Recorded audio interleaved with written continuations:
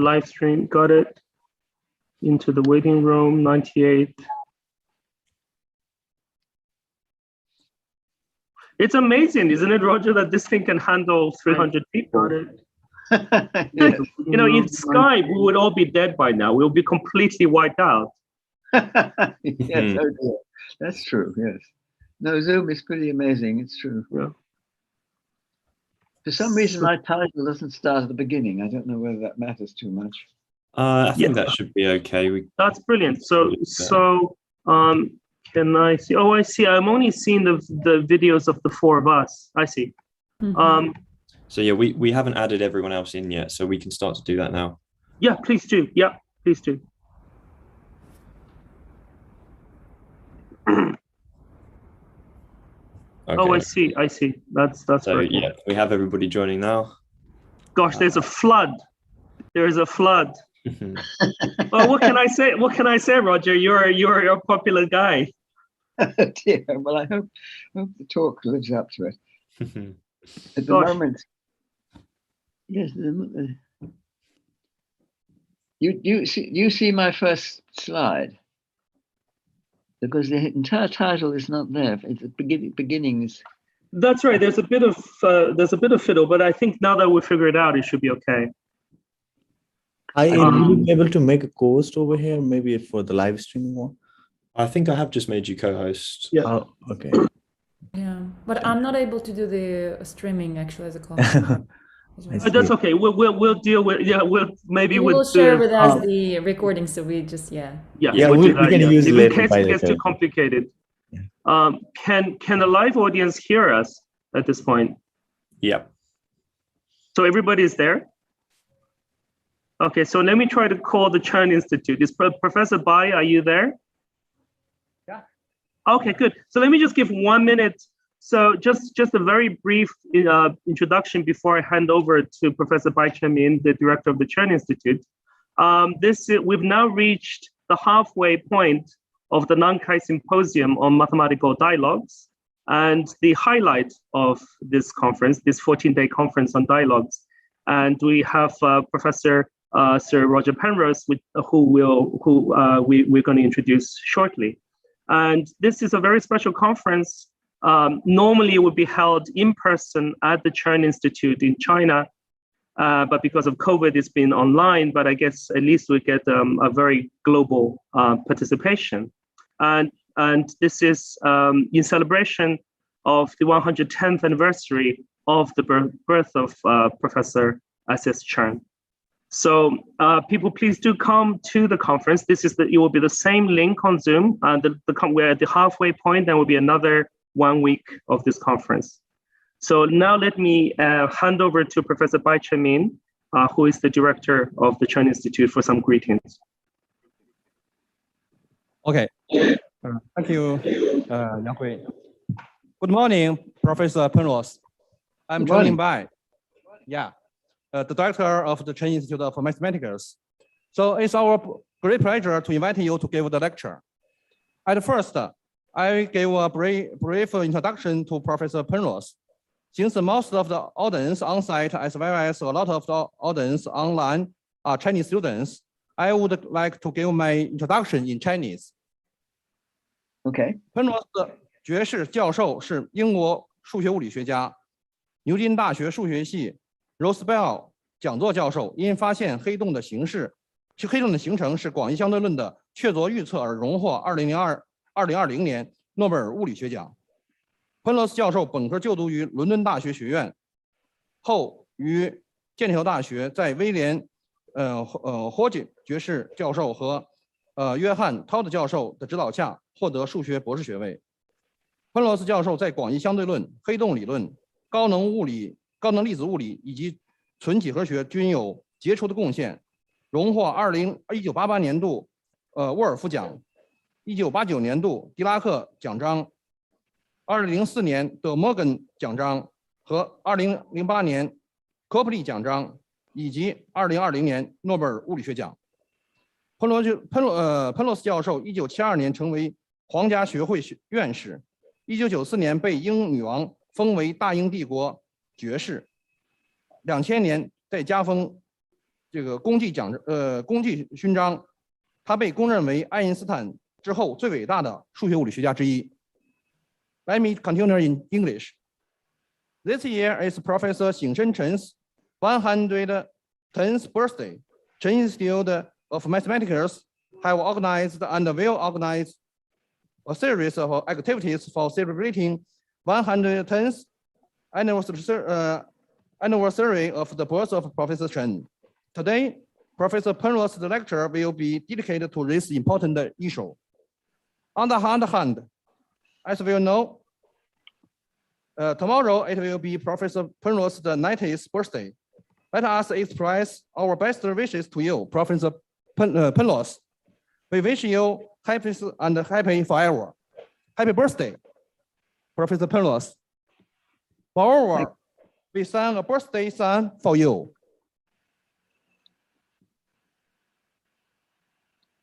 Thank you very much. All right. Are you heading back to me now? Okay, sir. Happy birthday to you. Happy birthday, dear my friend. Happy birthday to you. Happy birthday to you. Happy birthday to you. Happy birthday, dear my friend. Happy birthday to you.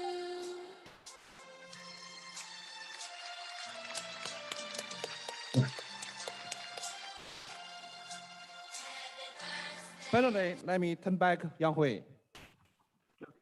Thank you very much, Professor Bai, and thank you very much, the Chern Institute, for this lovely welcome and birthday wishes.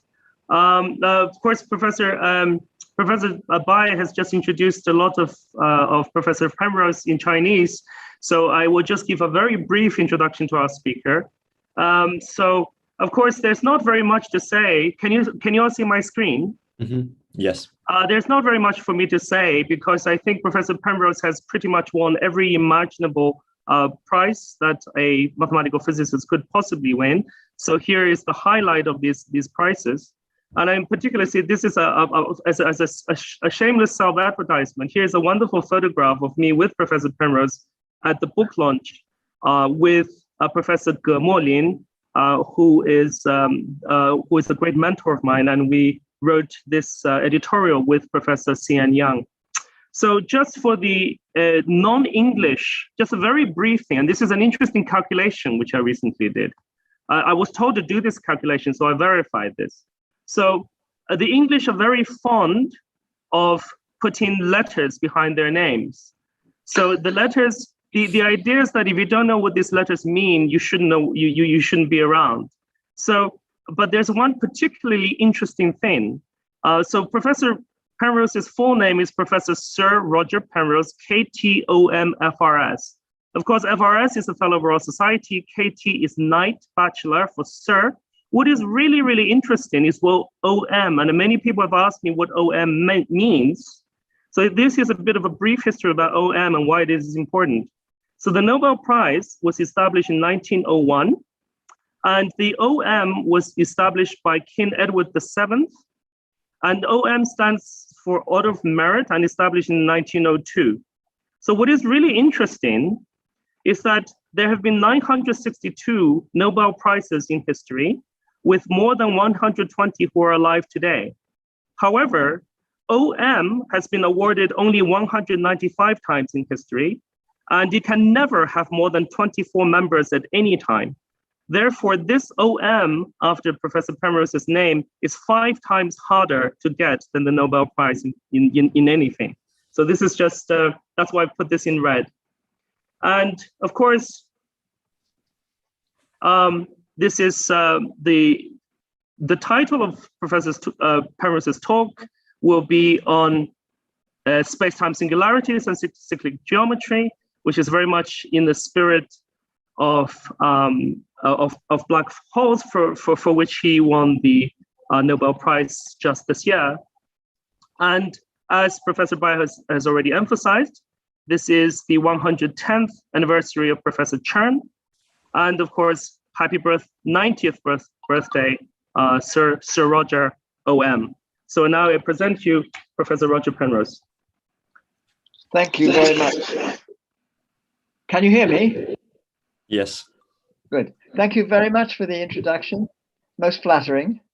I'm very glad to be honoring Chern because I learned about him when I was doing algebraic geometry, and Chern classes, things like that were very familiar to me. So it's my great honor to be able to pay my respects to him in this way. My talk will be about singularities in general relativity, and that was mainly what I got my Nobel Prize for just this last year. Let me try. The title of the talk, I say, is Spacetime Singularities and Cyclic Geometry. This is a picture from the paper, which apparently got the Nobel Prize eventually. What this represents, I'll explain shortly, but it represents a collapse of material into what we call a black hole. Let me go into the second to try and describe the geometry a bit well. You see, in the previous picture, we see these little cones. I want to explain the little cones. This is really a space-time picture, so you should have 3 spatial dimensions. You can't illustrate them all very well in one picture. You have 3 spatial dimensions and 1 time dimension. Now, here you see at each point, you might imagine 4 axes, 3 space axes and 1 time axis. But what's more important to me is the path of a light ray. So if something goes with the speed of light, and I have to put my coordinates in such a way that the space and time are comparable in this sense. In other words, if I use years for my time axis, I would use light years for the space directions. And if I used, say, a second, it would be light seconds for the time space. And then the photon, the history of a photon, you see, this is you imagine this particle going along at the speed of light, will be tilted over at 45 degrees or something like that. So you can draw the pictures nicely. Okay, let me move onwards. There will be lots of light rays, of course, and so you will actually have a cone. You have to imagine that this cone has 1 more dimension. So instead of having just a cross section at the top, which looks like a circle here, you would imagine a sphere instead. But you just get your mind around that, and it's not so hard. We don't want the axes, so we're really interested just in the light cone, so the null cone, it's really called. And so we saw those. Sometimes you just see the top half, and I think in my picture just had this future cone and not the past cone. I tend to draw them both. Now, when you have a space-time which is curved, as according to Einstein's general theory of relativity, then these cones can be all over the place and tilted in various ways. So that gives you a picture of what general relativity is like. You have a curved space with these cones in different directions. Now, I want to talk particularly about gravitational collapse. This is more or less a picture of the Oppenheimer-Snyder collapse. There was a paper written by J.R. Oppenheimer of nuclear weapon fame, I suppose, and a student of his, Snyder, and they were discussing the collapse of a dust cloud. So at the bottom you see, I should say time is going up the picture. That's my normal description of time will be moving upwards from the picture. And we have a dust cloud, which you have to imagine to be completely spherically symmetrical. As it collapses inwards, you get this singularity. Now the thing is, first of all, when I say dust, that means a material which has no pressure. So there's nothing to stop it from its own internal structure. So there's no pressure. Secondly, it's exactly spherically symmetrical. So it's focused inwards. There's no pressure, nothing to stop it in that sense. It's focused exactly symmetrically inwards. So the fact that the density becomes infinite at the center is no surprise. And when the density becomes infinite, that means the space-time curvature becomes infinite, and you get this horrible singularity in the middle, which is illustrated by this line, this vertical line, which has got a wiggly line across it. That means the singularity. Now, people used to think that this was not really very representative. First of all, there would be pressure in normal material. Secondly, and more importantly, the matter would not be focused into one point. It would swirl around and do something complicated. and probably people used to think come swirling out again. I'm sure Einstein would have thought that, because he didn't think there should be singularities. Okay, well, let's try and move onwards here. Now, I want to look at things like how light rays behave as you go into the future. And the kind of thing, this is what you call a light cone, not just a local null cone, but an actual light cone where you follow the light rays, or the null geodesics, if you like, into the future. And you look at what happens to them. Sometimes you find that they start crossing each other. At the back, you will see a caustic and nasty things like that happen where they cross each other, and it gets very complicated. So the important thing is to study things where you can cut things off before that happens. I won't go into the details of this because that's not my point here. But I will go back to the picture that I have in that paper, and I needed to have a characterization of a collapse which had reached a point of no return. And I introduced this idea of a trapped surface. So this is this little ring here, you see. This is the collapsing matter. Here we have what's called the horizon, where these light cones or null cones start tipping over until they become, in the picture, tangential to the vertical direction. And so if you imagine a signal inside here, it can't get out because light would, or material or light would always fall inwards. So this is what we think of as a black hole. The question is this a generic phenomenon? You see, when you have the exactly symmetrical case, we're not surprised it makes a singularity, but suppose it's not symmetrical, suppose it's complicated. But if you just change it a little bit, you won't interfere with this, what's called a trapped surface.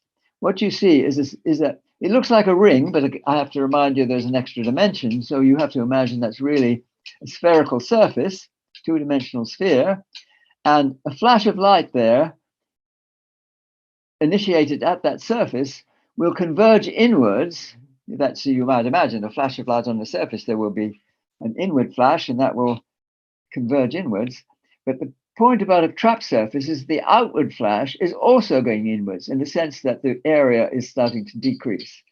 And then you can show that the region to the future of that trapped surface is a region which is bounded by light rays, and then they start crossing each other and things like that. I'm not going to go into the details of it. I just wanted to show the type of argument that was used, and you can show that the future of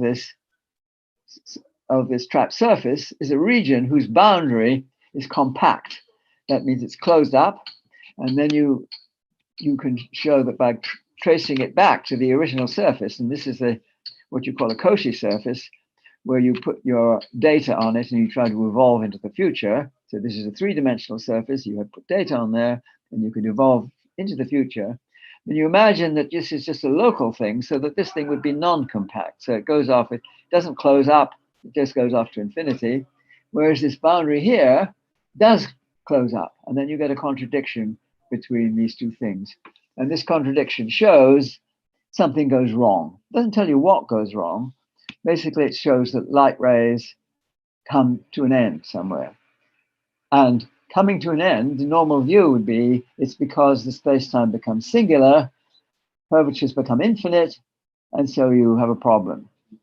The normal argument would be that when curvatures become infinite, your radii of curvature become very small, and when they become what's called a Planck length, that's a really ridiculously small dimension. You have to think of 10 to the minus 33 centimeters, which is a very, very tiny radius. Then you have to worry about quantum effects. So the argument that people would use normally is in order to see what happens to the future of this, you've got to study quantized version of general relativity, so quantum gravity, and that's the normal argument. Now, I'm not going to go into that. Well, I'll give you my views about it shortly, but quantum gravity is a subject which has not really been answered by anybody in a satisfactory way. But I should say a little bit of history about this. I learned about the Oppenheimer-Snyder picture here, more or less. A lecture I was given by friend and mentor Dennis Sharma. I was in Cambridge at the time, and he was a great colleague of mine, taught me a lot of physics. I was doing pure mathematics, that was what I was trying to do, algebraic geometry. But Dennis Sharma got me very interested in physics. And he suggested that we drive to London and hear a talk given by David Finkelstein, in which he describes, look at the top part of this picture, don't worry about the collapse at the bottom, the top part of this picture, and you see this thing which looks very peculiar, which people used to call the Schwarzschild Singularity. Initially, this was thought to be a singularity, not the central part, this outside region. And this radius is where things go peculiar. And people thought that was a singularity. And you imagine a spherical body. Suppose it's like the sun, then this radius would, if the vacuum to the sun, if you imagine squashing the sun inwards, keeping its spherical symmetry, then the outside space-time would get more and more curved, and then there would come a point which is this Schwarzschild singularity, which people thought was a singularity. But what Finkelstein explained, it's not really, because you can choose coordinates where you can tip the cones over, and you can actually go inwards into this inner region. And I found this most amazing, important innovation as far as I was concerned, was to understand this. But you still have a singularity in the middle. And I began to think, well, look, you've got rid of this thing which seems to be singularity outside, but maybe there's some theorem which tells you that you can't get rid of the singularity in the middle. Well, I didn't know much about relativity at the time. And I thought, well, what do I know about general relativity that perhaps other people might not know? And what I had learnt from the lectures of Paul Dirac, in particular, the great quantum physicist Paul Dirac, and he had explained to me two-component spinors. Now, I should explain, because a lot of my talk will be to do with things like spinors. They were done rather formally, but he made two-component spinors very clear to me. I found it very puzzling because I got used to the idea of tensors and things like that. And I used to draw complicated diagrams to illustrate how tensors contract with each other and things like that. But I couldn't understand spinors. But then Dirac really made it clear. And it's a sort of square root of a vector in a sense. So you have to imagine splitting your vector in two. But this geometrical picture was the thing which came to me, which made things much clearer. Here you have a point, and here you're looking at the future null cone. So this point, you have to imagine there's another dimension, so that this may look like a circle on this tilted plane here, but you imagine it's really a sphere. So on the left, you see that sphere, and that's the celestial sphere. It's the future celestial sphere. So you're going out into the future, and you can see where these light rays or null rays, where they go out and meet infinity.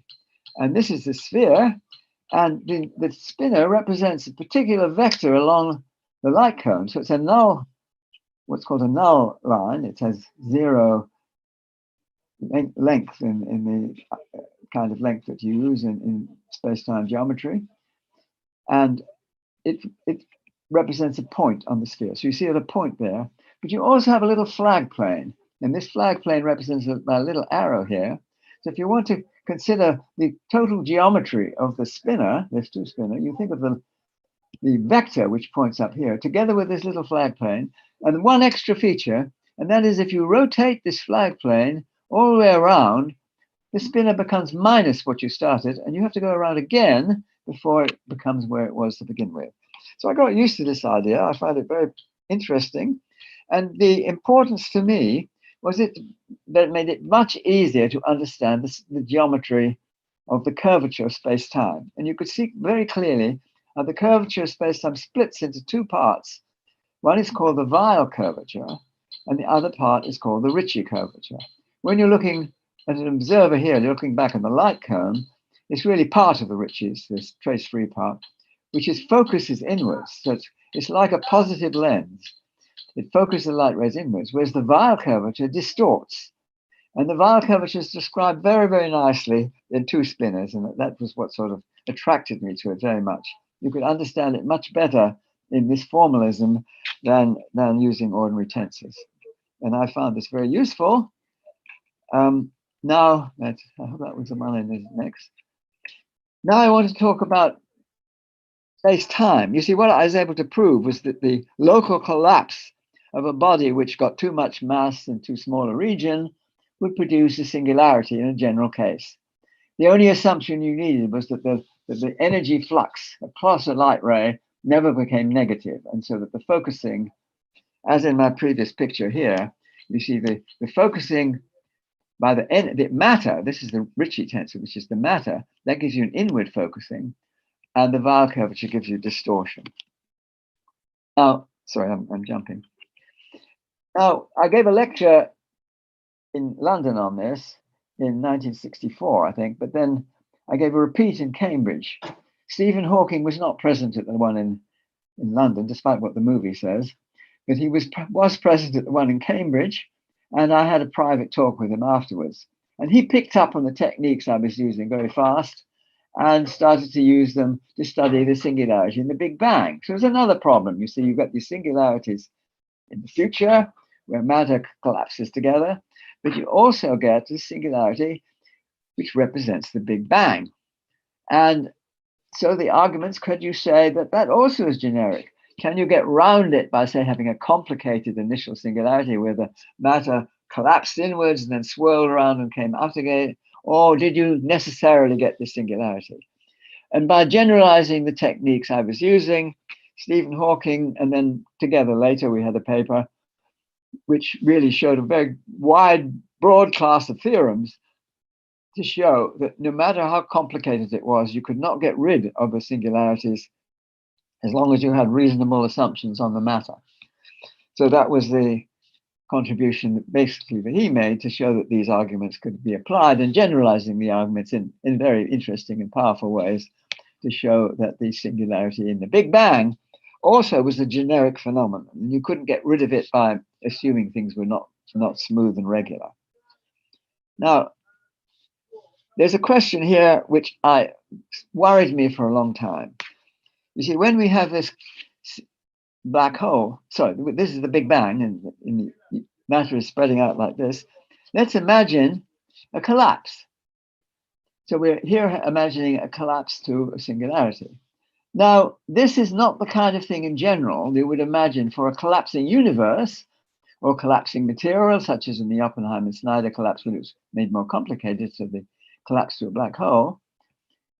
You would imagine there were irregularities in this. So you would certainly have irregularities. And these irregularities, as the universe gets smaller and smaller, would magnify in relation to the whole geometry. So you get complications and complications. You get local black holes. These black holes would have their own singularities. It would get very, very complicated. It would look much more like this, where the singularity is a huge, complicated mess. And in fact, the question is, let me just describe something here. You see here, this is very symmetrical. I'll come back to this later. This is this kind of thing you would expect in general. In fact, you can work out how much more probable this is than the previous situation. And you get some absolutely ridiculous formula. How improbable it is, you can work out from the formula for the entropy given by Bekenstein and Hawking. And this tells you that black holes have an absolutely enormous entropy. And so that you can work out how much more likely the situation is than the situation that we were just looking at here. And you come up with absolutely ridiculous figures.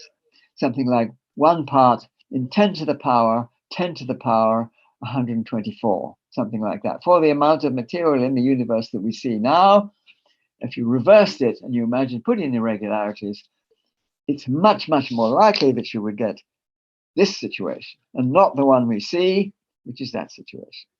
So I found this extremely great puzzle. And I wondered why cosmologists didn't consider more complicated things like this. And I remember talking to Jim Peebles at one point, the previous winner of Nobel Prize in Physics, for his work on the early universe, very important work. And I remember asking, he was going off in the car, and I just had a quick question. Why don't you cosmologists consider these more complicated situations and only consider this very simple case like this? And he said to me, because the universe is not like that.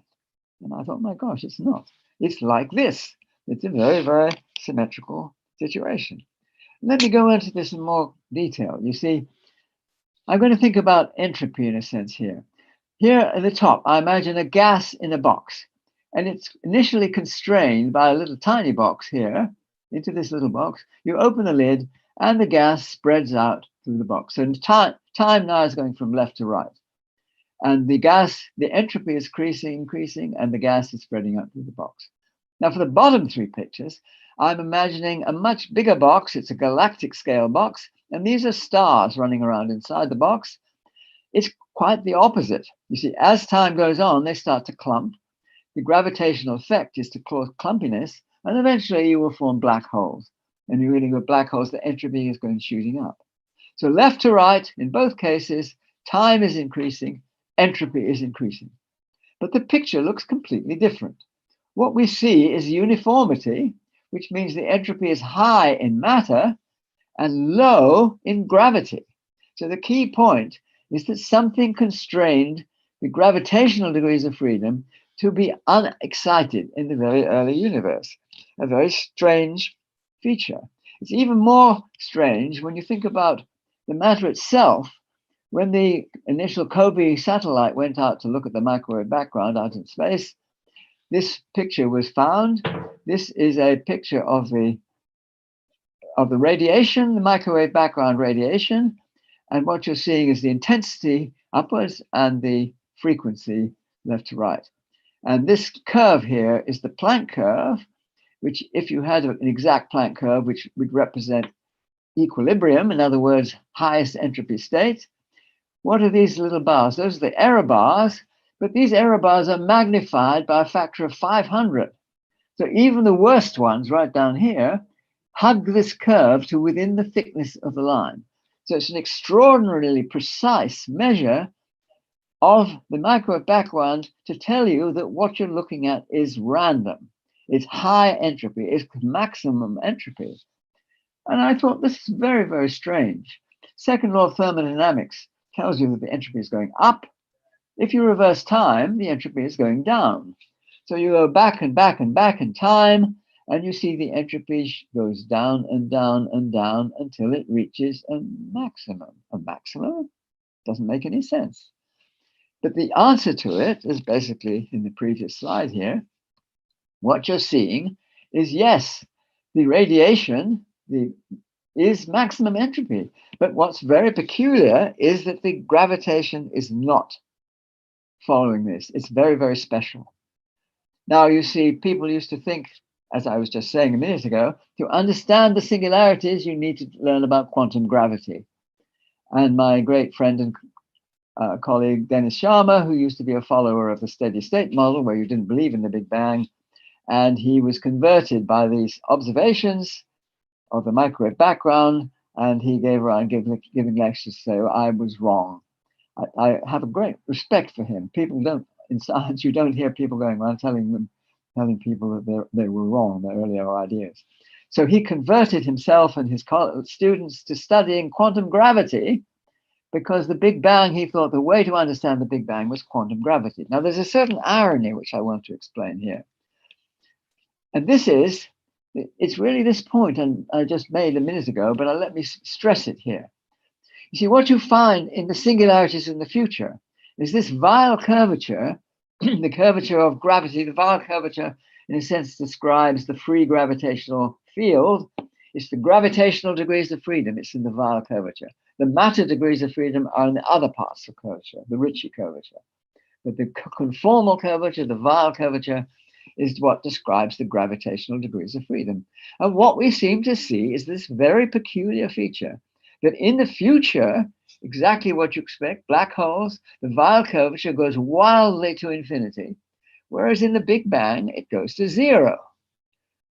So this told me there's something very peculiar about the quantum gravity, if it is quantum gravity, just to describe singularities. And I used to think, well, it's a very peculiar theory. It means that your quantum gravity is a very strange theory. It's not ordinary quantum mechanics.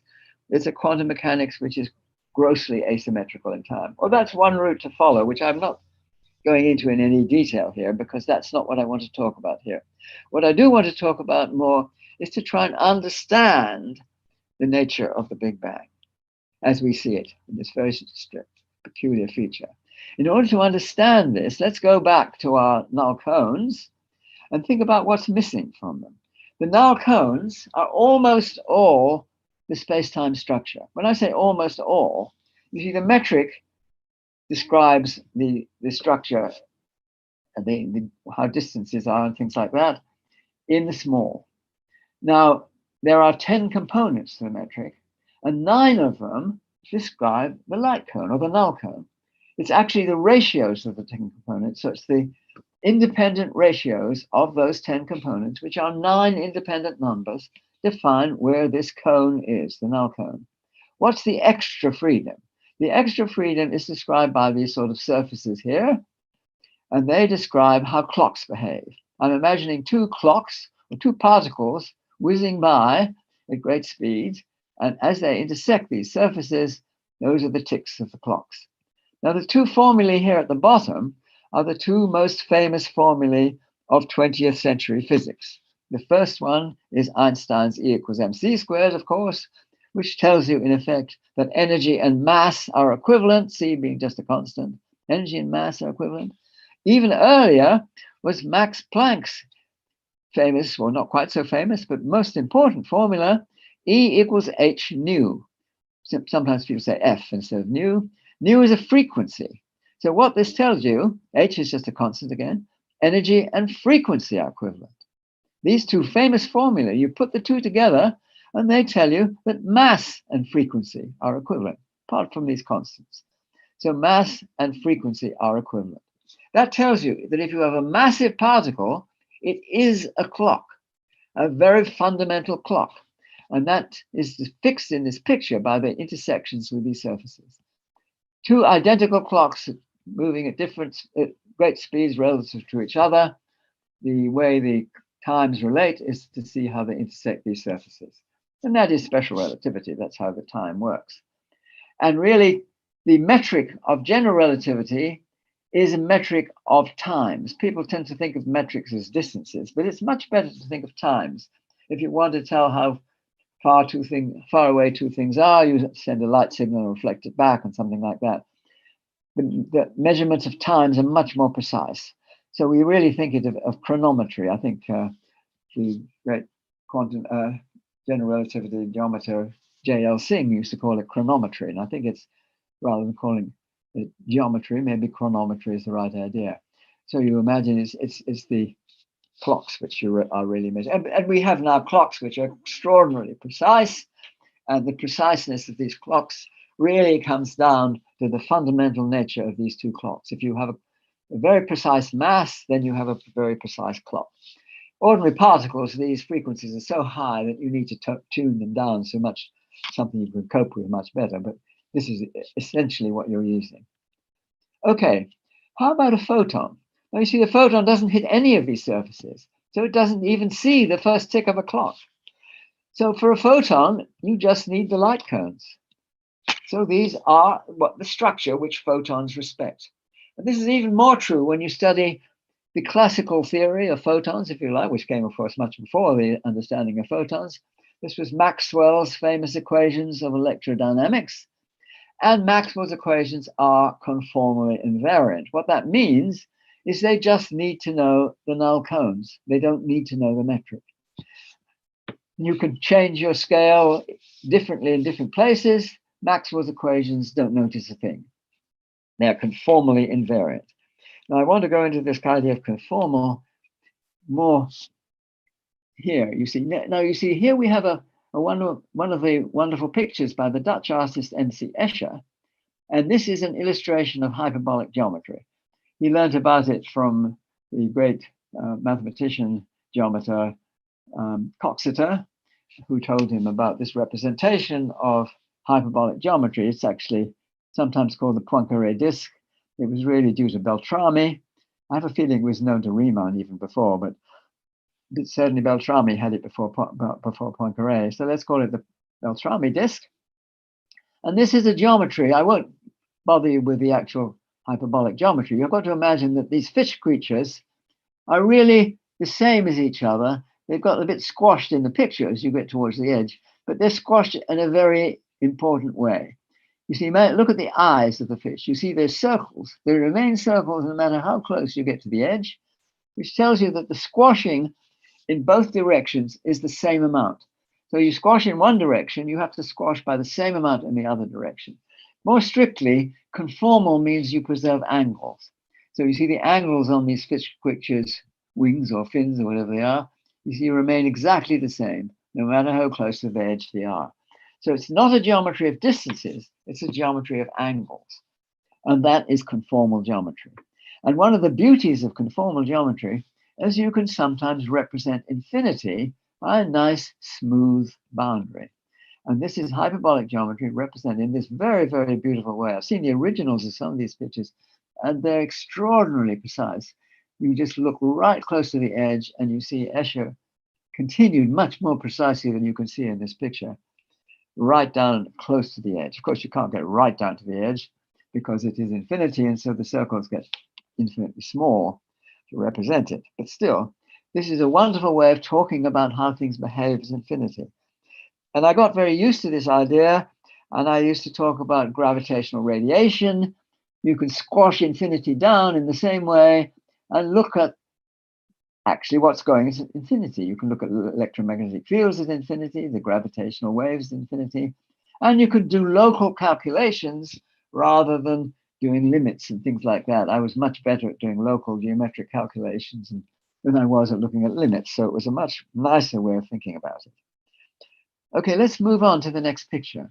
Now I'm trying to do it to the whole universe. So this is the picture I had before, a little bit smaller. Now, one point about this I should stress is that there is in this picture a cosmological constant. Now, this was a discovery that was made at the turn of the century, basically, when people started to look at distant supernovae stars. And of course, that won the Nobel Prize too. And it was discovered that there is this beginnings of an exponential expansion to our universe. You see, originally it sort of, well, there's supposed to be a thing called inflation at the beginning. Let's not talk about that because I have reasons for not believing in it, but let's not worry about that. There is this more sedate expansion, and then it starts to expand again in this exponential form. This is actually a feature of this term introduced by Einstein in 1917.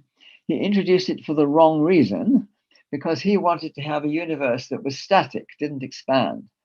And as soon as it was clear that the Hubble observations showed that the universe really has to be taken seriously, it was expanding, Einstein retracted his cosmological constant, and he called it his greatest blunder.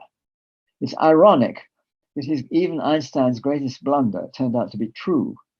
And the best explanation one can see, when I say the best, the clearest, and certainly no inconsistency about it, is that this is the effect of Einstein's cosmological constant. Now, I don't want to talk too much about that, except that I'm taking it on board. Yes, it's there. This makes a difference to what infinity looks like. And the difference is that infinity looks space-like. When I say space-like, I'm drawing it sort of horizontally, cutting across. See, time is going up the picture, and the null cones will be sitting up on that surface. And that's the idea. This is like a time. It's time infinity, if you like. That's time zero, and that's time infinity, but it's like one kind of time all at once, which means when you squash it down by this conformal factor, you get a space-like surface. I should say that conformal squashing, and I can't remember whether that's on my next slide or not, let me come back to that. You see, what conformal means in space-time structure, it means you preserve the light cones. So you keep the cones, you throw away this idea of the surfaces within it, you're just looking at the cones. That is conformal. That is in space-time terms preserving angles. That's the same thing. It's like what you're doing here, you're preserving the angles even though you're squashing. Now here, I squash it down, and because of the cosmological constant, it's like one time. A lot of work has been done on this, and Helmut Friedrich in particular, and you can see it's quite a general phenomenon. If you have a, could be quite a complicated thing here, as long as they're just massless fields like electromagnetism and so on, then they will iron themselves out, and it will look like this, nice and smooth. and the Weyl curvature will go to zero at there. Now, the other end, you see, you have a general Big Bang, but now we want to say something different. Not what's the general case. We want to know what is very special about the Big Bang. And I used to say the Weyl curvature hypothesis, no reason for it at all, except that it happens to be the case that the Weyl curvature is very small and perhaps zero for some strange reason. Quantum gravity, maybe, but then it's a very strange quantum gravity because it's grossly asymmetrical in time. And that really didn't make much sense in connection with ordinary ideas about quantum mechanics. So let's not think about it as that. And my then student, Paul Todd, I can't remember whether he was a postdoc or a student at the time, but he suggested a better way of looking at it, not saying that the Weyl curvature was zero, but saying that if you stretch it out, now we're doing the opposite things, not squashing down infinity, but stretching out the Big Bang. If you can stretch it out in such a way it's a nice smooth boundary, that will be the condition. You don't say anything about the Weyl curvature.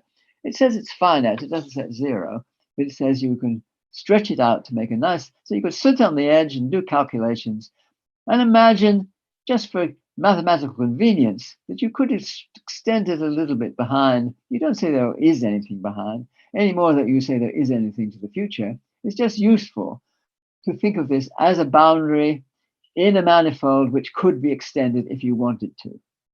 But that was the picture. Now, I took this picture on board and began to think, when you squash down infinity, you see, what's the remote infinity like? It's very, very cold, very rarefied, very, very undense, if you like. When you squash it like this, the physics of momentum and mass, energy, goes the other way from length and times. And so when you squash it down, the temperature goes up, the density goes up. So although it's very undense and cold here, you could make the temperature come up and be much denser. What about the Big Bang? It does the opposite. When you stretch it out, this is extraordinarily hot and dense here, but when you stretch it out, it becomes much less dense, much cooler.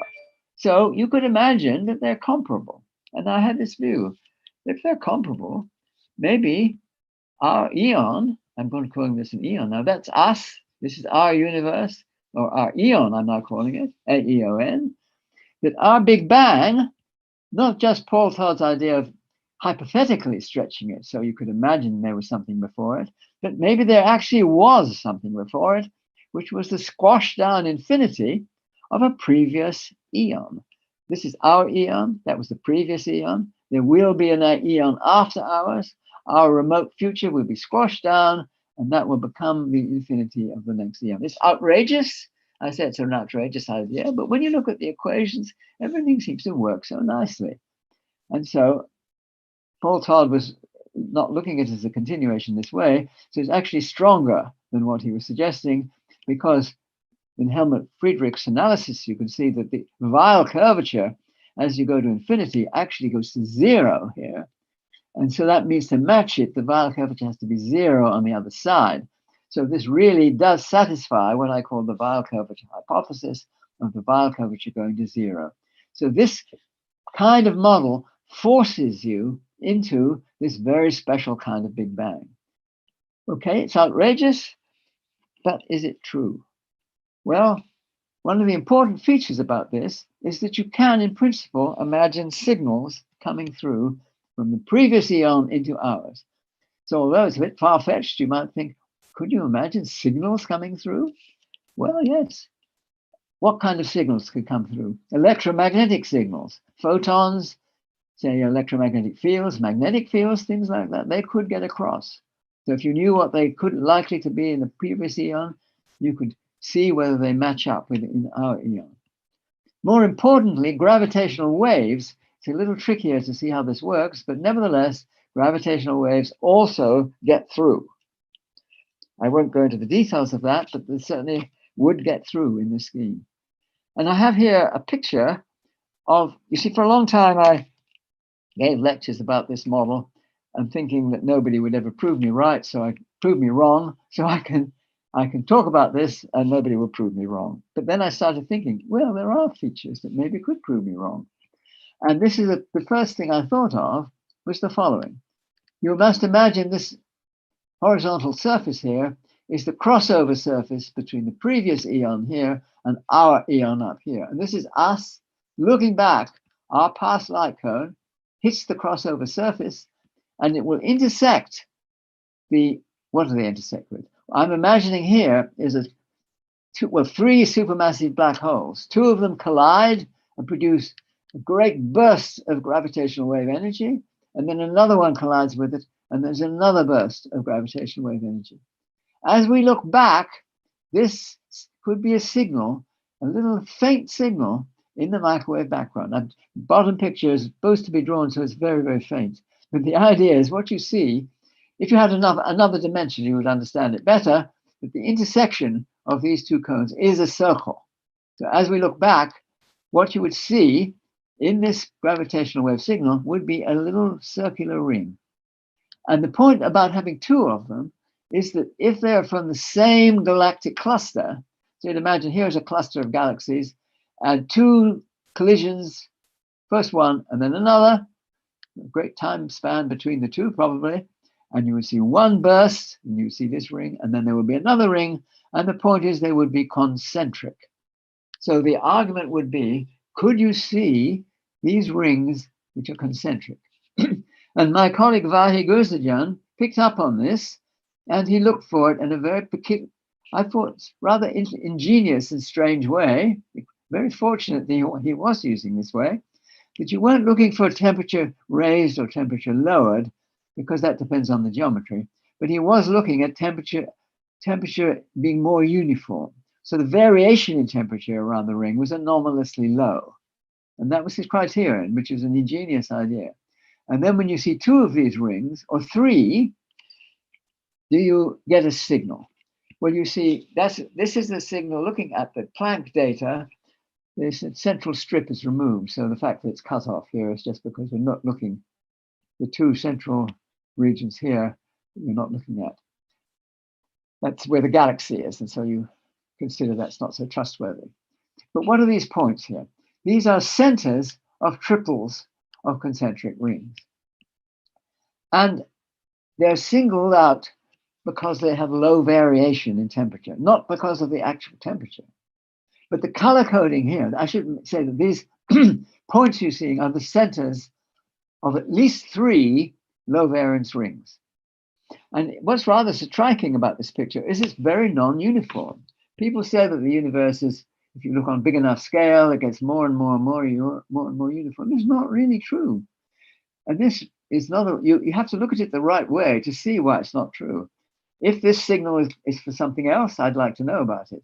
But whatever it is something which is predicted by CCC, by the conformal cyclic cosmology model, that's CCC. It's predicted by it that you would get points like this, which are galactic clusters, and you would see the rings where you have more than three collisions between supermassive black holes. And that's the argument. Now, what about the color coding? These ones down here are the hot ones. It's a little confusing because the hot ones means blue shifted and these are red shifted. And then it's backwards twice for a technical reason, which I won't worry about. But in the theory, the ones which are more distant actually turn out to be red in the color coding. The ones which are not so distant, but still pretty distant, are the blue ones. So these ones up here are things within our, what's normally called our particle horizon. These things are outside it. And you can actually you could see outside our particle horizon. That's a thing which can be explained. I'm sorry, I'm jumping the wrong way. You can actually see if you're sitting up here, you can see back. In ordinary cosmology, you would see back as far as here, but you can see back into the previous eon. And so you can get features extending outside what you could normally see. Let's not worry about that. But these things would be an effect that you might see the effect of in our eon. This would be much more indirect because it's outside what you can see in our eon. It might be an effect. There's a thing called the cold spot, which is somewhere down here. And it may be that that's got something to do with big concentration. I won't go into that. There are lots of very exciting things which one can look at. Let me mention the other signal that we looked for. And this is the effect predicted by Stephen Hawking. Here we have a black hole, a space-time picture as before, like the Oppenheimer-Snyder model. But if you wait long enough, the universe gets cold enough that the tiny, tiny temperature that Stephen Hawking predicted gets to be the biggest temperature around, and then it starts to radiate away. For a very big black hole, as you might see, swallowing a cluster of galaxies, you'd have to wait to something like 10 to the 100 years, a googol years, or 1 with 100 zeros for that number of years, maybe longer than that, before it finally evaporates away. So what you see is the entire energy within that black hole goes into this radiation. Maybe a lot of the entropy which is in this black hole goes into the radiation. How much goes into the radiation, how much gets destroyed in the singularity is not really important for what I want to say next. But nevertheless, this is a conformal, this is a picture taken from a paper written by myself, Christoph Meissner, and Pavel Nurovsky. And in this paper, we discussed the Hawking points. You see the bottom part is a conformal diagram. This is the crossover surface. That is the world line of a black hole. And all the radiation in this picture, it's like those little tiny fish in the edge of the Escher picture. They're all squashed into this tiny little point. And then it gets, a lot of energy comes through. And then this is sort of, we can't see out here. This is the first 380,000 years, the photons don't get out, they get scattered, and they only get released up here. And this spreads out to a diameter of about 8 times the diameter of the full moon. And so you would see, according to the theory, spots in the sky. And this is the slightly raised temperature towards the middle. And this is what we see. When I say what we see, according to Christoph's analysis and Daniel Ann's detailed working out the analysis, you see with a 99.98% confidence that these spots are actually there. That I think I've used up all my time without going on to what I want. I hope I can at least rush through. I wanted to say, see, all this presents a very curious problem to me. One of these problems is when you cross over from one eon to the next, you seem to lose symmetry. You see, you have something like a de Sitter space, and the de Sitter space has a 10-parameter symmetry group. And when you cross over into the next thing, you have something with a 6-parameter symmetry group. And you also have to lose the dark matter has to decay, and that has to have a parameter associated. So hiding behind it all, in some sense, is something which has a smaller symmetry. And I thought there's something hiding in the physics that we were understanding, which is only manifested in subtle situations. And to understand the crossover better, we needed to understand this. So how do you lose symmetry in this picture? And I'm changing gear now because I want to talk about my own interests and a theory which I've been working on for a long, long time, which is called twistor theory. And I just want to show what I've got excited about recently, because I can see how you lose this symmetry in a very interesting way. And let me run through this very quickly, because it's I don't expect you necessarily to understand it, but I want to talk you the basic ideas. Something that I'd been impressed with in discussions with Engelbert Schucking, and I shared the office with, was the idea of quantum field theory. And he said to me, one of the important things, the real thing to stress in quantum field theory is the splitting of field amplitudes into positive and negative frequencies. And the normal way you think of that is when you say, well, you do a Fourier decomposition and you take the positive frequencies and discard the others. I didn't like that very much because I was then very interested in, it was Engelbert also who told me about the conformal invariance of Maxwell's equations, and I got very interested in conformal geometry. And so I wanted something which was conformal. Is the positive and negative frequency splitting something much better easier to understand in a conformal setting? So here we see that instead of the real numbers, you see, which would be time normally, instead of the real numbers, you have the real numbers plus infinity. So it becomes a circle. And then you think of that as the equator in the Riemann sphere. So this is the complex plane completed to be a sphere. It's called the Riemann sphere. Now that Riemann sphere splits in two by this real circle. And the positive frequencies go one way, have oriented its own minus eyes in the top, and the negative frequencies the other way. So you say the physics is really looking at the top half of the sphere. And I began to wonder, is there a way of looking at this picture globally? So you think of the whole space-time, not just one dimension here, but the whole space-time. And I tried to think of space-time. No, it doesn't work because it's complexified and you don't split it in half. How do you have a thing which splits it in half? And then I thought of this idea, and I want to tell you about this idea more. This is a picture of twistor theory, basically. Instead of thinking of points as the preliminary thing, you think of light rays. So the light ray is the individual thing represented by a single point over here. The point is then the space of all light rays through it, a sphere. It's the Riemann sphere. That's like when I talked about spinors, two spinors. It's very like that. It's the same thing. You have the celestial sphere. It's not just a sphere, it's a conformal sphere.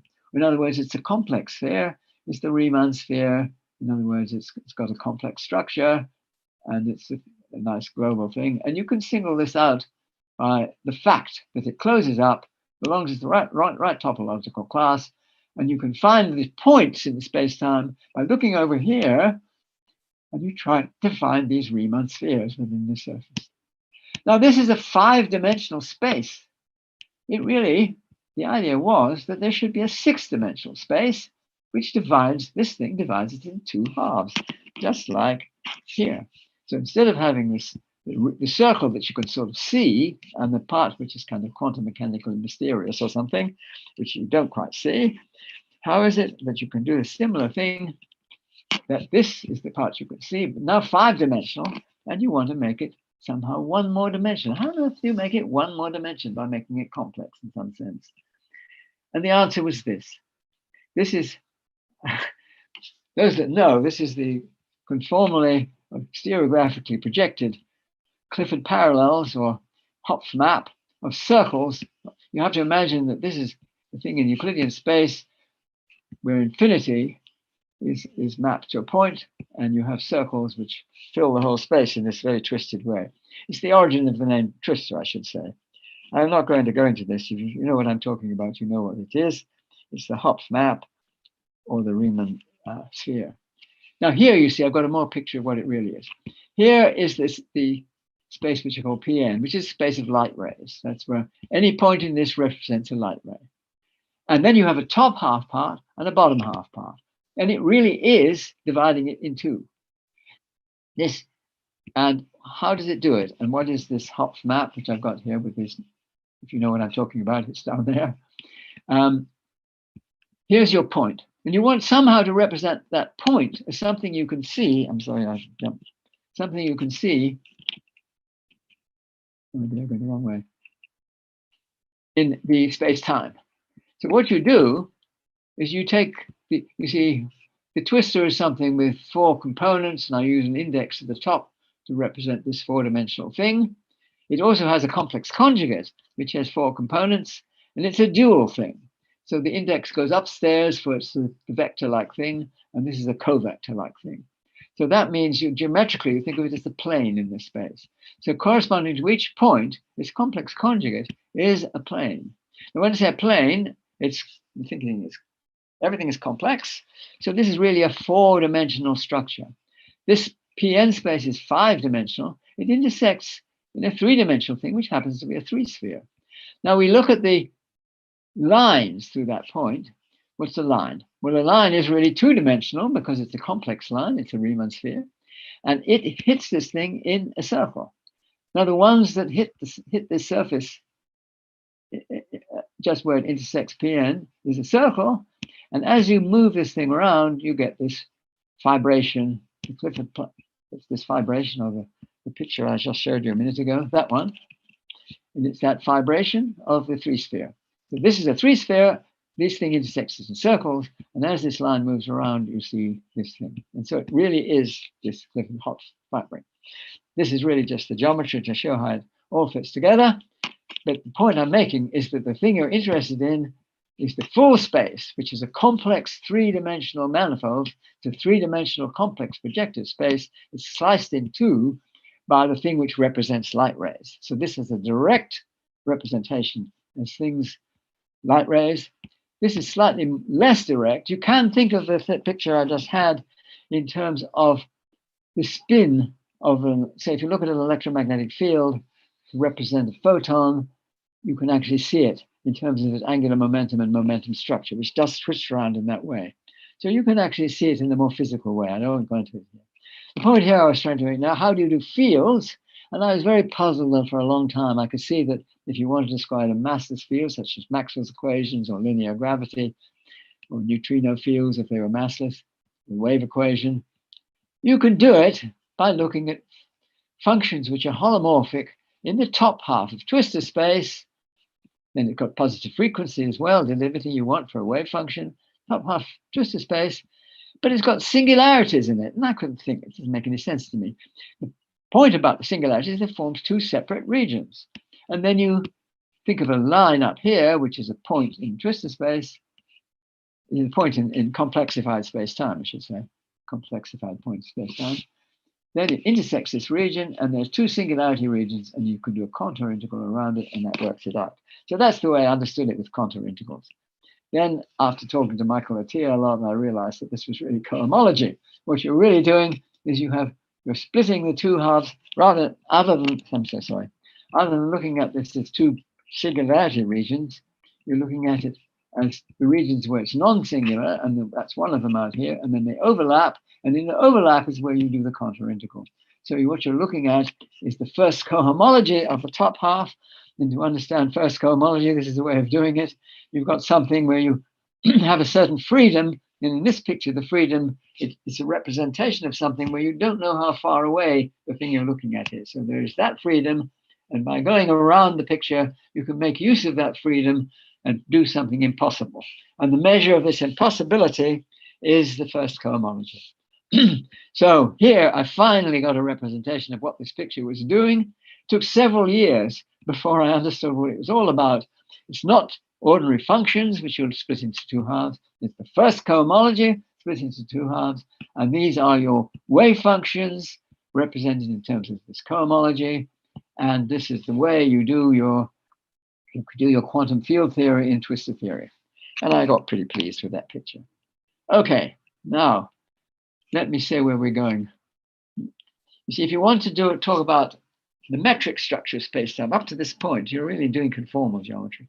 If you want to know the metric, you have to introduce this particular twistor called the infinity twistor. When you have a cosmological constant, you put lambda into this, makes it non-degenerate.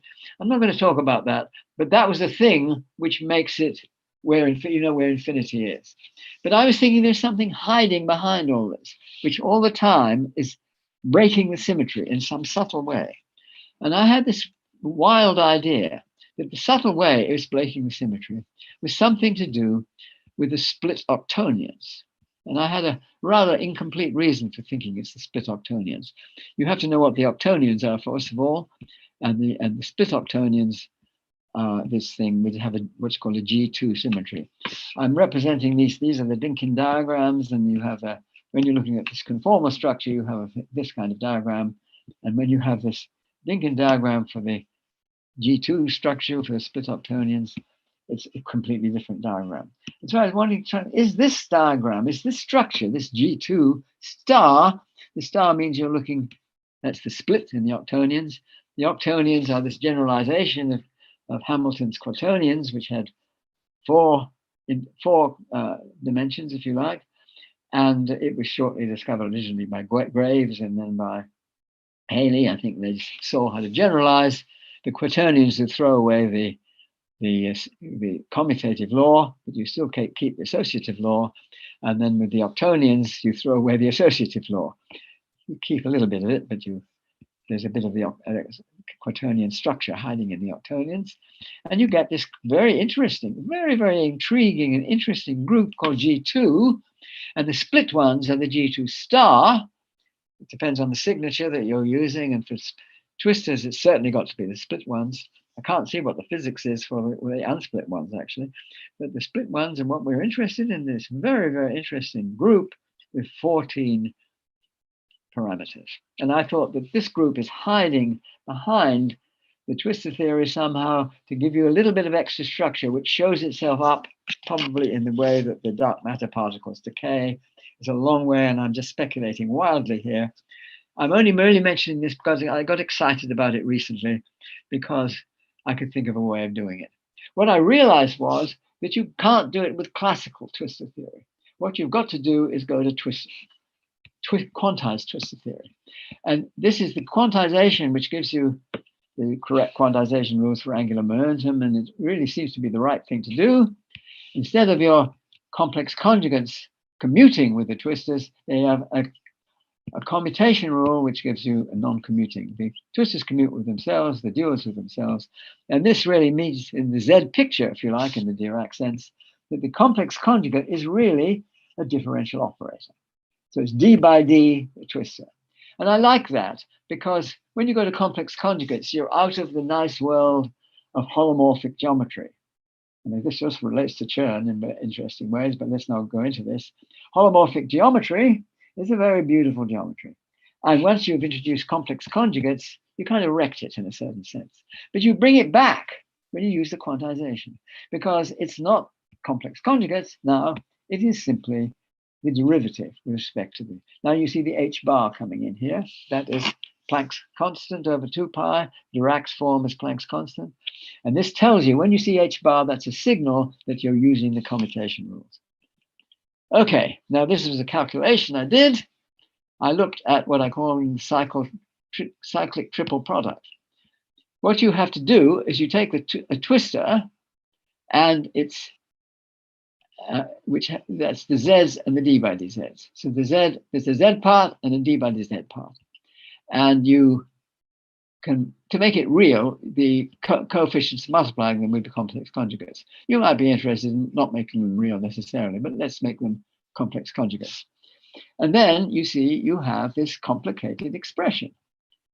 And I looked at this. When I say complicated expression, you take 3 of these twistor dual twistor pairs, that one, A, B, and C, and then you skew symmetrize over them. So I add together all these all different permutations, and then I see each of these is 2 things. So I've got whatever it is, 8 different possibilities, and then I've got to add up. So it's something like 48 different terms in the sum, and then you collect them in the appropriate way, and you see the commutators come in and kill off all the everything which isn't in the right-hand side of your commutators. So there's an H cross multiplying the whole thing, and you get this expression, which I'm going to call the cyclic triple product. And the cyclic triple product, I thought, oh, that must be the thing which gives us the split octonions. It took me a little while to see why it did. In fact, I didn't even have it when I gave it. I only realized this just a few days ago, exactly what's going on. You see, with quaternions, you have a thing, so the part which is part of the coefficient of the identity part, and then you've got 3 other parts, which are the vector parts. So there's a scalar part and a vector part. And that would be the right way of thinking of it here. You've got a scalar part and the vector part, which is these 8-dimensional things with the twistor and its dual twistor together. And to express the octonions, this is the generalization of quaternions, which is non-associative, you have to select one element, let's call it E, which is a unit element. It means it's in one half or the other of the twistor space. So I'm thinking it to be in the top half. That means its scalar product with itself is positive, so it's in the top half. And relative to E, you have this split octonion geometry. And what is it? Well, you have a scalar part and a vector part, and the vector part involves both the Z and the d by dz. So that's what it is. It's got 8 different parts to it. So the scalar part and the vector part, and when you multiply scalar by scalar, you know, well, that's just scalar. Scalar by vector, you know what that is, scalar times a vector. What is the vector times the vector? Well, what it is, you have to put the E in and use the triple cyclic product. So the E, together with the 2 things you're multiplying together, and that does give you the split octonions. So it finally achieved what I was looking for. I'm afraid I had to rush through this, but I hope it gives you a sort of flavor of what I was playing around with just for the moment, but trying to see what underlying structure in the twistor space there might be hiding there, which starts to account for the things where you're seeming to break some of the symmetry that was there before. I have no real idea of how that works. It's awful. A lot of this is just done for fun, if that's the right description. I'm not for fun, but trying to unearth something which looks to me to be hiding there under the structure. And maybe this seems to have revealed what that structure is. Thank you very much.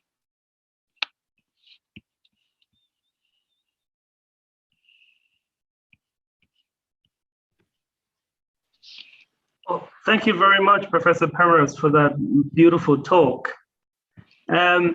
So I'm sure there's going to be loads and loads of questions. I think I'm going to hand over to Professor Bai, who is going to take some live questions first before we move on to any of the online questions. So there will be questions from the live audience at the Chern Institute in Nankai. Thank you. Yeah.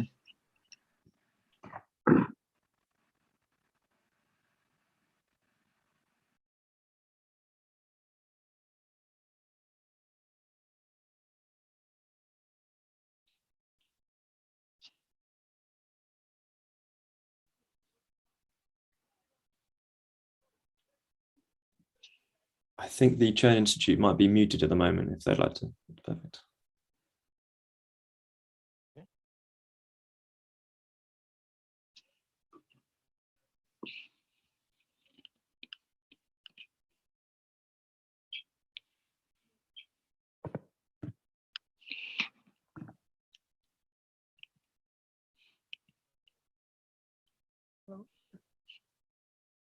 Through Penrose, it's my honor to have the chance to say happy birthday to you.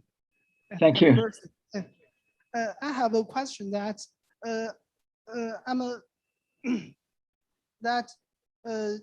you in your talk there are lots about the geometry, but I heard less about the quantum theory, which is more familiar for physicists.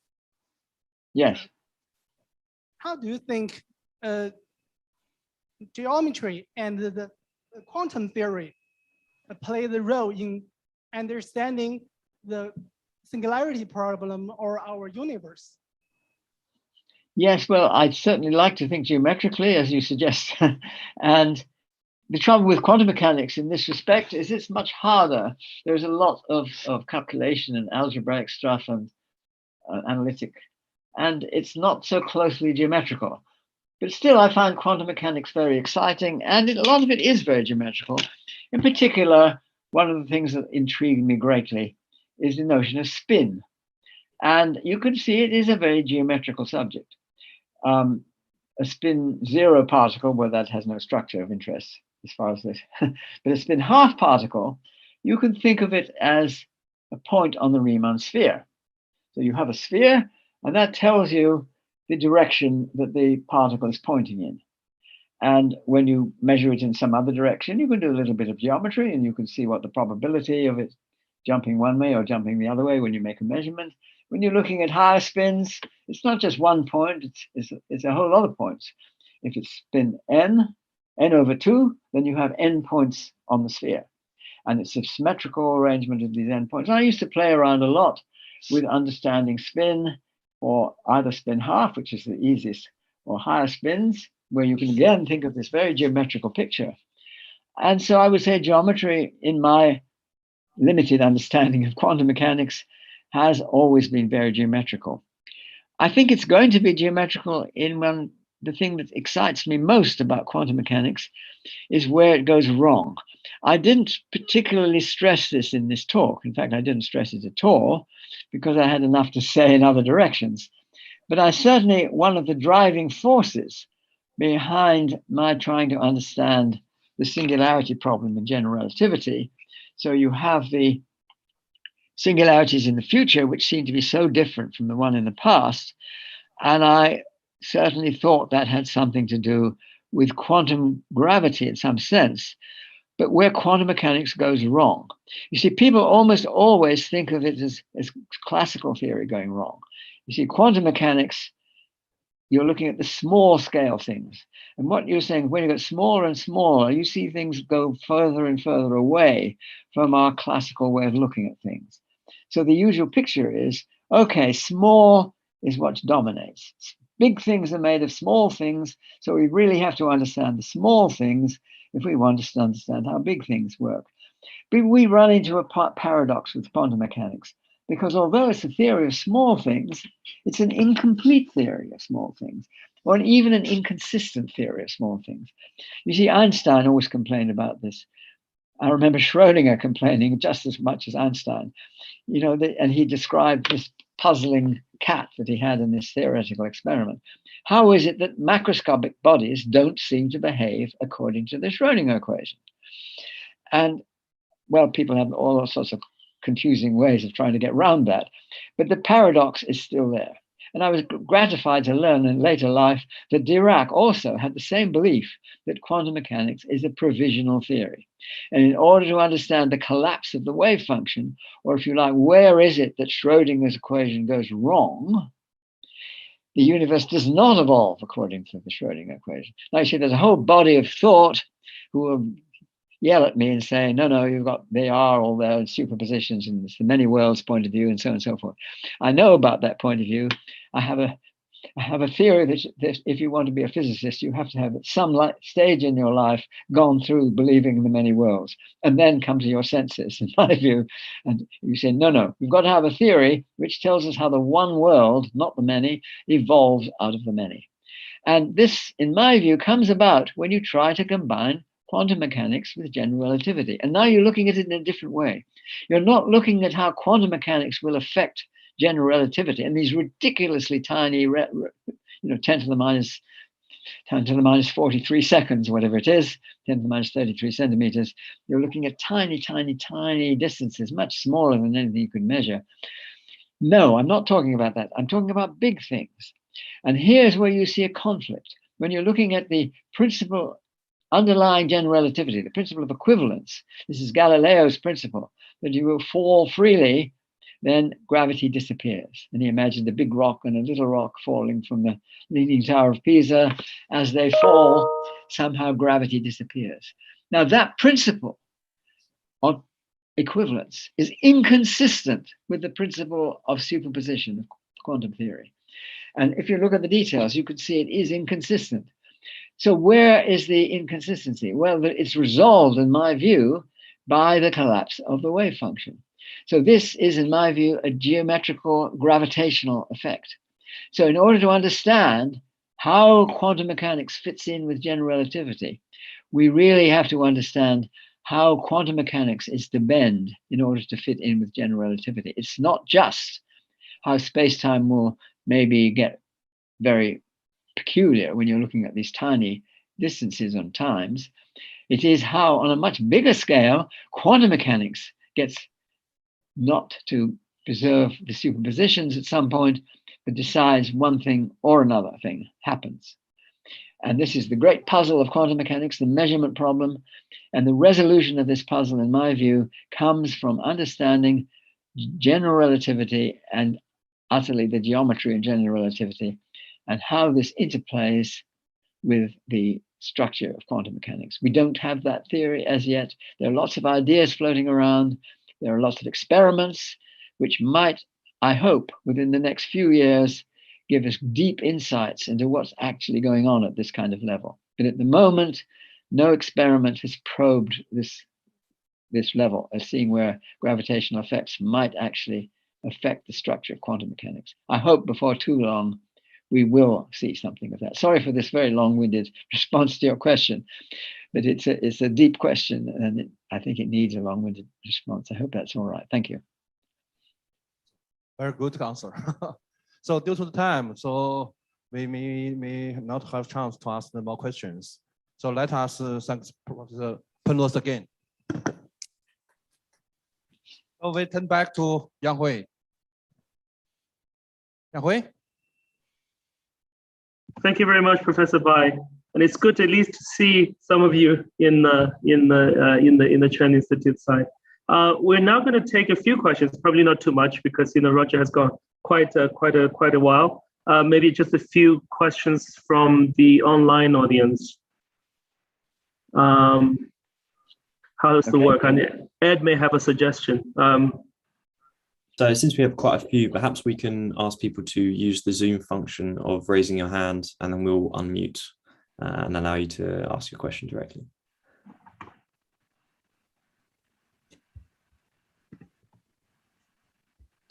So yeah, if there are any questions, please use the function to raise your hand. I see a bunch in the chat, so I'm keeping track. There are lots of things being typed into the chat. So there's one raised hand. Yep. So Ed, yeah. I'll unmute you now. Hello. Yes, hello. Hello. Yeah, hi. Happy birthday, firstly. Thank you. And it was great being in the talk. I would like to ask, like, you were saying that there is a probability that the photons from the pre-Big Bang could come through into our post-Big Bang era, and we could observe it in our eon. Yes. On what basis, like, would we know that it's from pre-Big Bang? Like, is there any way to? Yeah, that's a good question. You have to look at very, very long wavelength signals, because the trouble with photons is that in the early universe, they just scatter, and so they don't escape. And I mentioned this point that you have to wait 380,000 years before the microwave background. So you've got to look at signals much, much longer wavelength. Basically, I think it would be magnetic fields. So the idea, and no observation yet has looked for this, but I suspect it would be a useful thing to look for. In a galactic cluster, you get these plasma, you get large-scale magnetic fields. And it's quite possible that these magnetic fields would survive, and with long enough wavelength, so they're more like classical magnetic fields rather than photons, that these signals could get through, and you would see these effects maybe in things like B modes that people look for in the microwave background. I don't know in detail what the appropriate signals would be. It's a nice question for somebody to work it out. What would you expect from looking at the effects of plasma? See, plasma hangs around in a galactic cluster, but as you see, there has to be a sort of mass fade out. I didn't talk about that really in the talk, but mass eventually loses it starts to fade away, and so you end up with a massless field. And when that happens, the field will be released in a sense. And so it starts to spread out. It needs a good calculation, and that good calculation might tell us what to see. But it could well be that you see these things called B modes, which people have been looking at for other reasons. And it could make a prediction in nature. But I don't know the answer to your question in any detail, because nobody has worked it out as yet. But it's a good question.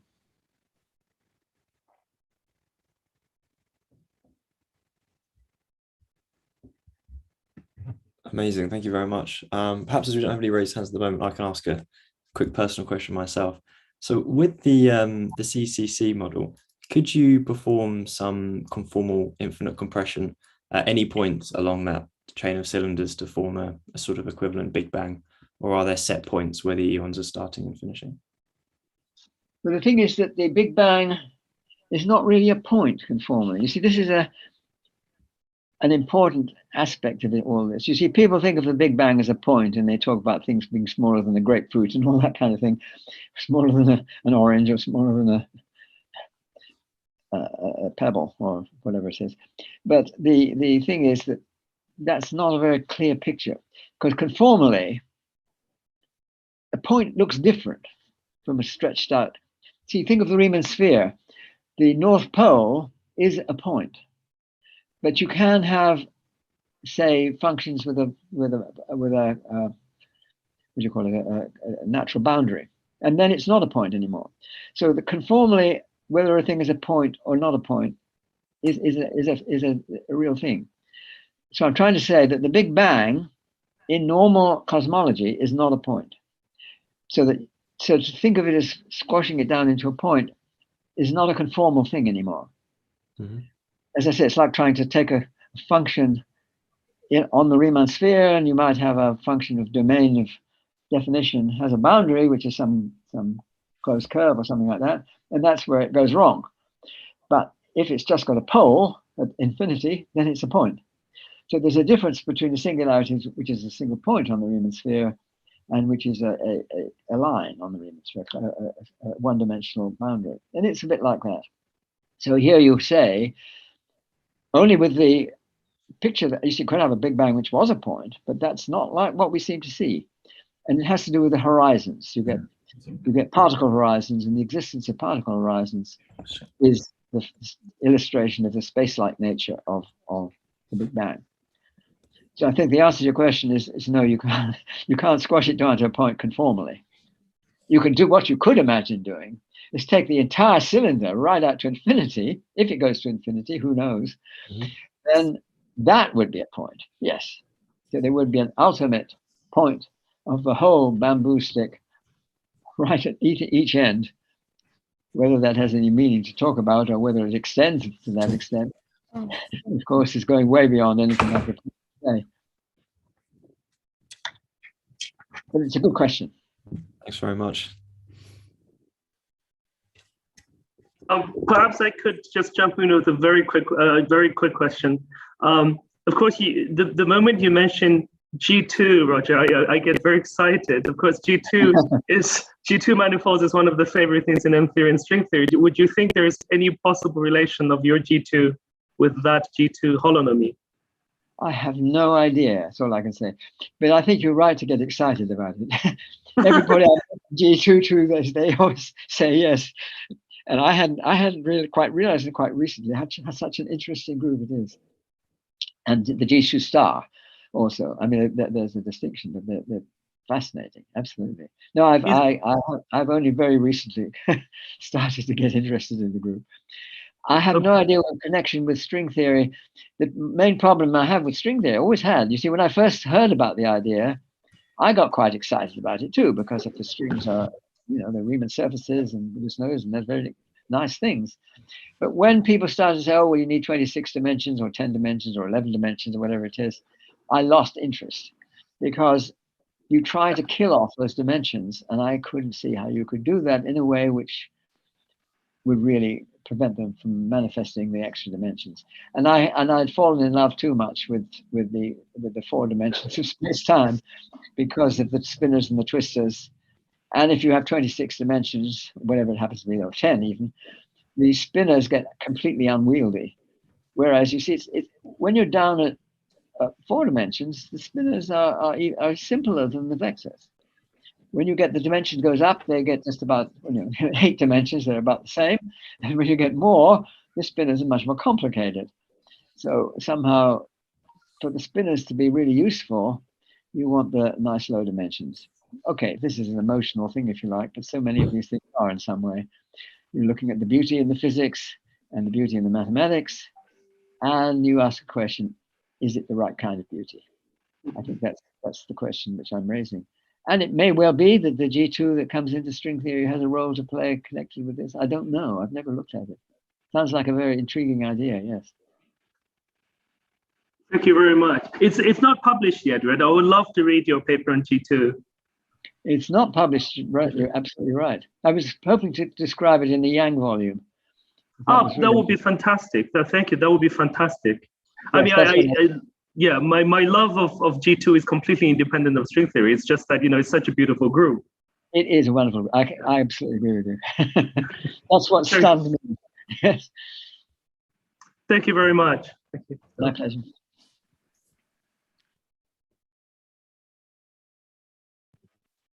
Are there any other hands raised up? How tired are you feeling, Roger? I mean, we could go. It's such a treat for us. If you want to go on, I'm fine at the moment. Yes. Okay. Yeah. Sorry. Yeah. Happy birthday, Professor. Yeah. Firstly, and yeah, 90th birthday. So my question is, it's just a general question. So what do you think of the future of string theory? Because we are the young physics students. So what do you think will be the future of string theory? I know Yang is also over here. He's working on it. My feeling is, you see, as I just said a moment ago, I liked the idea when I first saw it, because I thought it really did offer some connection with very beautiful mathematics, and maybe in an important way. But I was turned off when it seemed to depend on these extra dimensions. Now, if I'm going to get interested in strings again, which I might do, I would have to see better. You see, so far it seems to be drifting off in its own way in two respects. One which was more important to me initially, which was what you do with all the extra dimensions and try to tuck them into a little tiny space, didn't seem to make sense to me, because I don't see, it seems to be very unstable. You can release the freedom in these dimensions. Since it's, people used to say, well, a Planck energy is too much to excite these extra dimensions. But Planck energy is tiny when you think of the whole universe. And these extra dimensions spread out through the whole universe. And you see effects which in supernovae or in black holes, or goodness knows what, where you get energies which far, far exceed what you're looking for. I mean, overall. So I think that problem has to be solved, in my view. We have to see a way of doing it properly in 1 time 3 space dimensions. And then I would come back. And if you can see a way of fitting the strings into that, I would be very fascinated by it, especially if G2 comes in as well. Yes, indeed. But as it stands, the other thing which is a problem, I still can't make head or tail of this, why people aren't worried, the fact that the string theory of today seems to depend so much on ADS-CFT, where you have anti-de Sitter space. And anti-de Sitter space is the wrong sign for the cosmological constant. It's got to be positive. It can't be negative. And how the physics can somehow pretend that the sign of the cosmological constant, yeah, I can believe it's there, but how can it be negative when globally it seems to be positive? That conundrum would have to be resolved too, to get me excited by the theory again. Do you see this the idea of loop quantum gravity? Have you? What do you think? Yeah, the least. Yeah. I should say some of my best friends are loop quantum gravity theorists. Yeah. In some ways, I preferred it to strings because it didn't need the extra dimensions, but it's very, what do I say? It's very non-relativistic, I would say, is a problem I have with it. I can't tie it in with things that I really feel should be there. I don't see any significant relation to twistor theory, which would excite me more if I could see one. There are versions of loop variables, these sort of, what are they called? The higher dimensional, what are they called? Foams, aren't they? Foam thing. But then I don't quite know how that works. Yeah. I mean, there's some nice ideas in the initial parts of loop quantum gravity, but I can't see it fitting together in a way. And also it doesn't resolve the time symmetry problem. So you're talking about the Big Bang, and it's supposed to resolve the singularity in the Big Bang, but you've got to resolve it in such a way which is completely different from the future behavior. You see in the black holes, the future behavior is utterly different. The singularities are wildly diverging via curvature. So whatever theory you have for the Big Bang, why doesn't it, whatever theory you have to explain singularities, which just copes with the wildly diverging Weyl curvature, why doesn't that have a role to play in the Big Bang? I just don't see it. So without making a huge change in how quantum gravity respects GR as much as it does quantum mechanics, I think it's misleading to think of the problem as quantizing gravity. See, I said that before, let me say it again, that you want some kind of more even-handed marriage where the effects of gravitation on quantum mechanics are at least as significant, and in fact more significant when it comes to directly observable effects. The effect of gravity on quantum mechanics are going to be more important than the other way around. And that's very little work in comparison is done that way around. Thank you, Professor.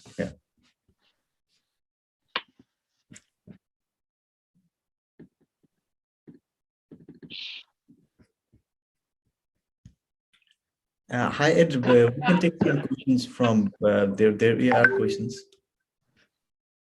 In the chat, if you see.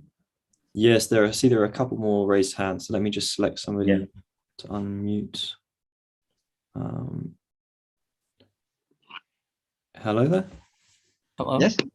Yeah, thanks for the opportunity. Sir Penrose, I've been a long admirer of yours. And since you've given a long talk, I'd like to waste your time. So let me get down straight to the question. So recently, there's been an observational data set by Nanograv from USA that suggests existence of gravitational wave background through pulsar timing arrays, although the evidence needs more credibility. So how do you think that gravitational wave background may be used as an experimental evidence to determine the conformal cyclic to confirm if the model that you suggest is correct or not? I'm not quite, I ought to be familiar with the new experiments which you describe. What do they actually tell us? Do they, are they looking for a gravitational wave background? Is that it? I should know these experiments, but I'm afraid I'm too ignorant. So, are these from satellites? What is it? Can you tell me? Do they measure a gravitational wave background? Is that the claim? I seem to have lost the questioner. Yes, so let me just. Yes, they are. They're actually trying to observe gravitational wave background by means of observing the pulsar timing array. That means use of multiple radio pulsars. Oh, pulsars. Yes. Yes, yes. The pulsars you're looking at. Yes. I wouldn't expect to see, that's a good question. Let me think for a minute. What would I expect to see on the basis of CCC with regard to a background? I guess there will be something of a background because you've got, the signals I was referring to were the big ones where you look great supermassive black holes encountering each other, or else the Hawking evaporation completely disappearing, black hole disappearing. So these are huge black holes you're thinking of. Whereas the question, I guess, is as background, there would be a background, which has to do with just normal gravitational wave effects, smaller black holes encountering each other, and I guess there would be a background. I can't imagine that it's very big. It needs to be looked at in detail. That's a good question because I hadn't thought of it, and somebody should look at it. There are a lot of questions in CCC which I say, that's a good question, somebody should look at it. And I'm pained by the fact that there are so few people working on CCC, and most of them got other jobs too. Christoph Meisner is a particle physicist, and lots of my colleagues, and I'm thinking about other things too. But it would be really great to have people who can look in detail at some of these questions. And one of these would be, what is the gravitational wave background according to CCC? Would one see it? Would one see evidence of this in the microwave background or whatever it is we're looking at? Maybe gravitational wave background, LIGO signals or whatever it might be looking at. My guess is it would be pretty small, but not zero. And how big it would be needs to be calculated. Thank you very much for the question. Okay, sir. Thank you very much for your response too.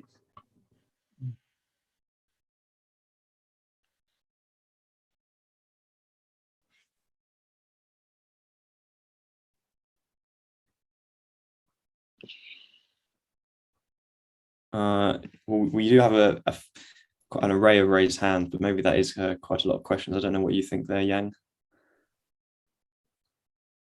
I'm all right if he wants some more questions. I'm quite happy with it. Okay, lovely. Perhaps we'll take another one then. So let me just unmute somebody from the list.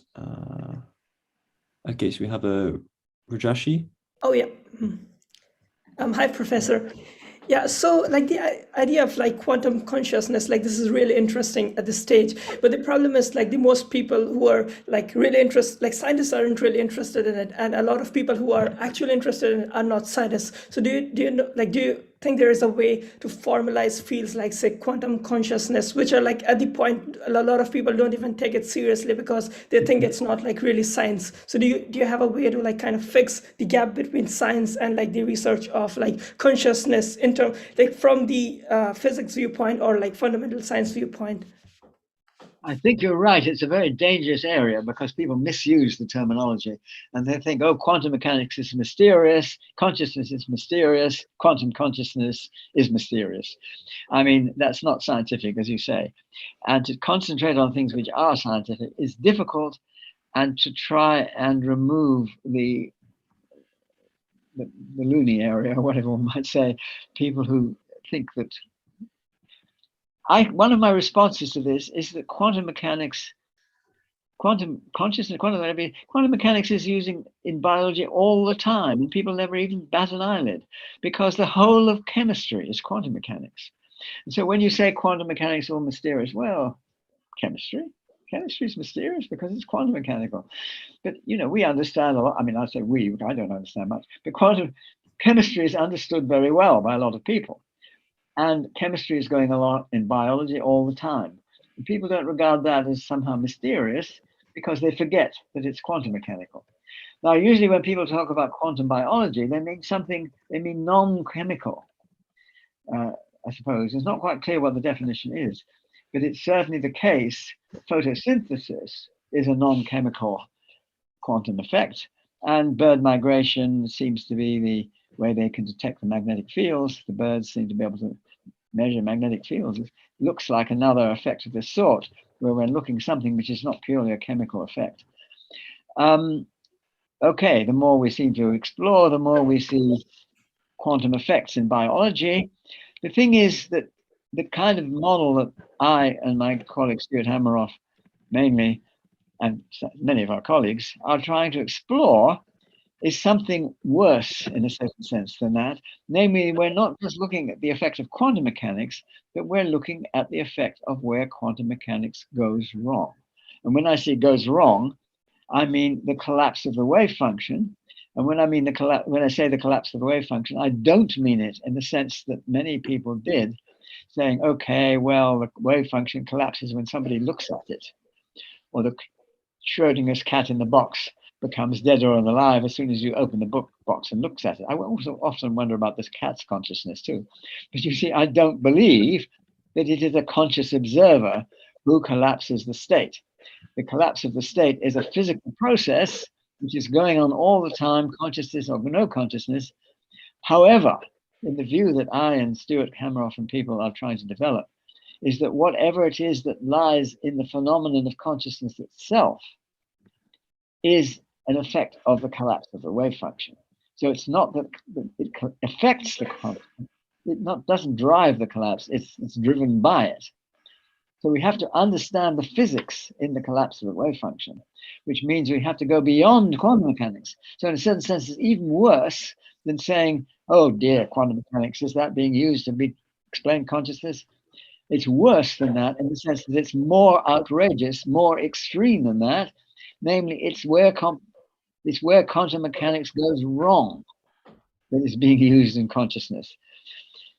And people, even my colleague Stuart, seems to suppress that fact and use, say quantum mechanics is what we've got to test for. Sure, we have to test for quantum mechanics. You've got to make sure that the effect in the brain where consciousness is affected, there is something in there which can support a quantum state. And that is a big challenge. It's a further challenge, which is a much bigger challenge, to see how the collapse of that quantum state could correspond to a conscious experience. And that is, I guess, that's more the picture I'm saying. But as you say, it's a dangerous topic because it gets mixed up with sort of cookie ideas or something about things we don't understand. And you say we don't understand mystical things, and so therefore those things we don't understand are in some way we don't understand explaining consciousness. I think we've got to be as scientific as we can, and I'm trying to be. And I always thought that one of the important ways of testing consciousness, which was Stuart Hameroff's big contribution, in my view, was to look at how things turn consciousness off. And that means general anesthetics. What do general anesthetics actually do? And how do they turn it off? And what does turning consciousness off mean in terms of biological, physical processes? And that's a genuine scientific area for exploration. But you're right, we have to stick to things that can be tested, can be experimentally tested. And that is crucial. So thanks for the question. Thank you so much. I get it. Thank you very much for all these wonderful dialogues. Perhaps in the interest of time, now we've had 1 hour of lecture from Professor Penrose and 1 hour of questions. Perhaps I think it's time to give Professor Penrose a break, and in preparation for his 90th birthday. Thank you. So if there are no further questions, are there any further questions from the Chern Institute? Live audience?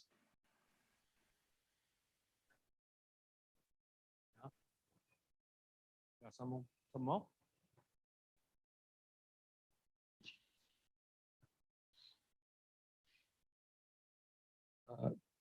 So first, happy birthday, Sir Rogers. Thank you.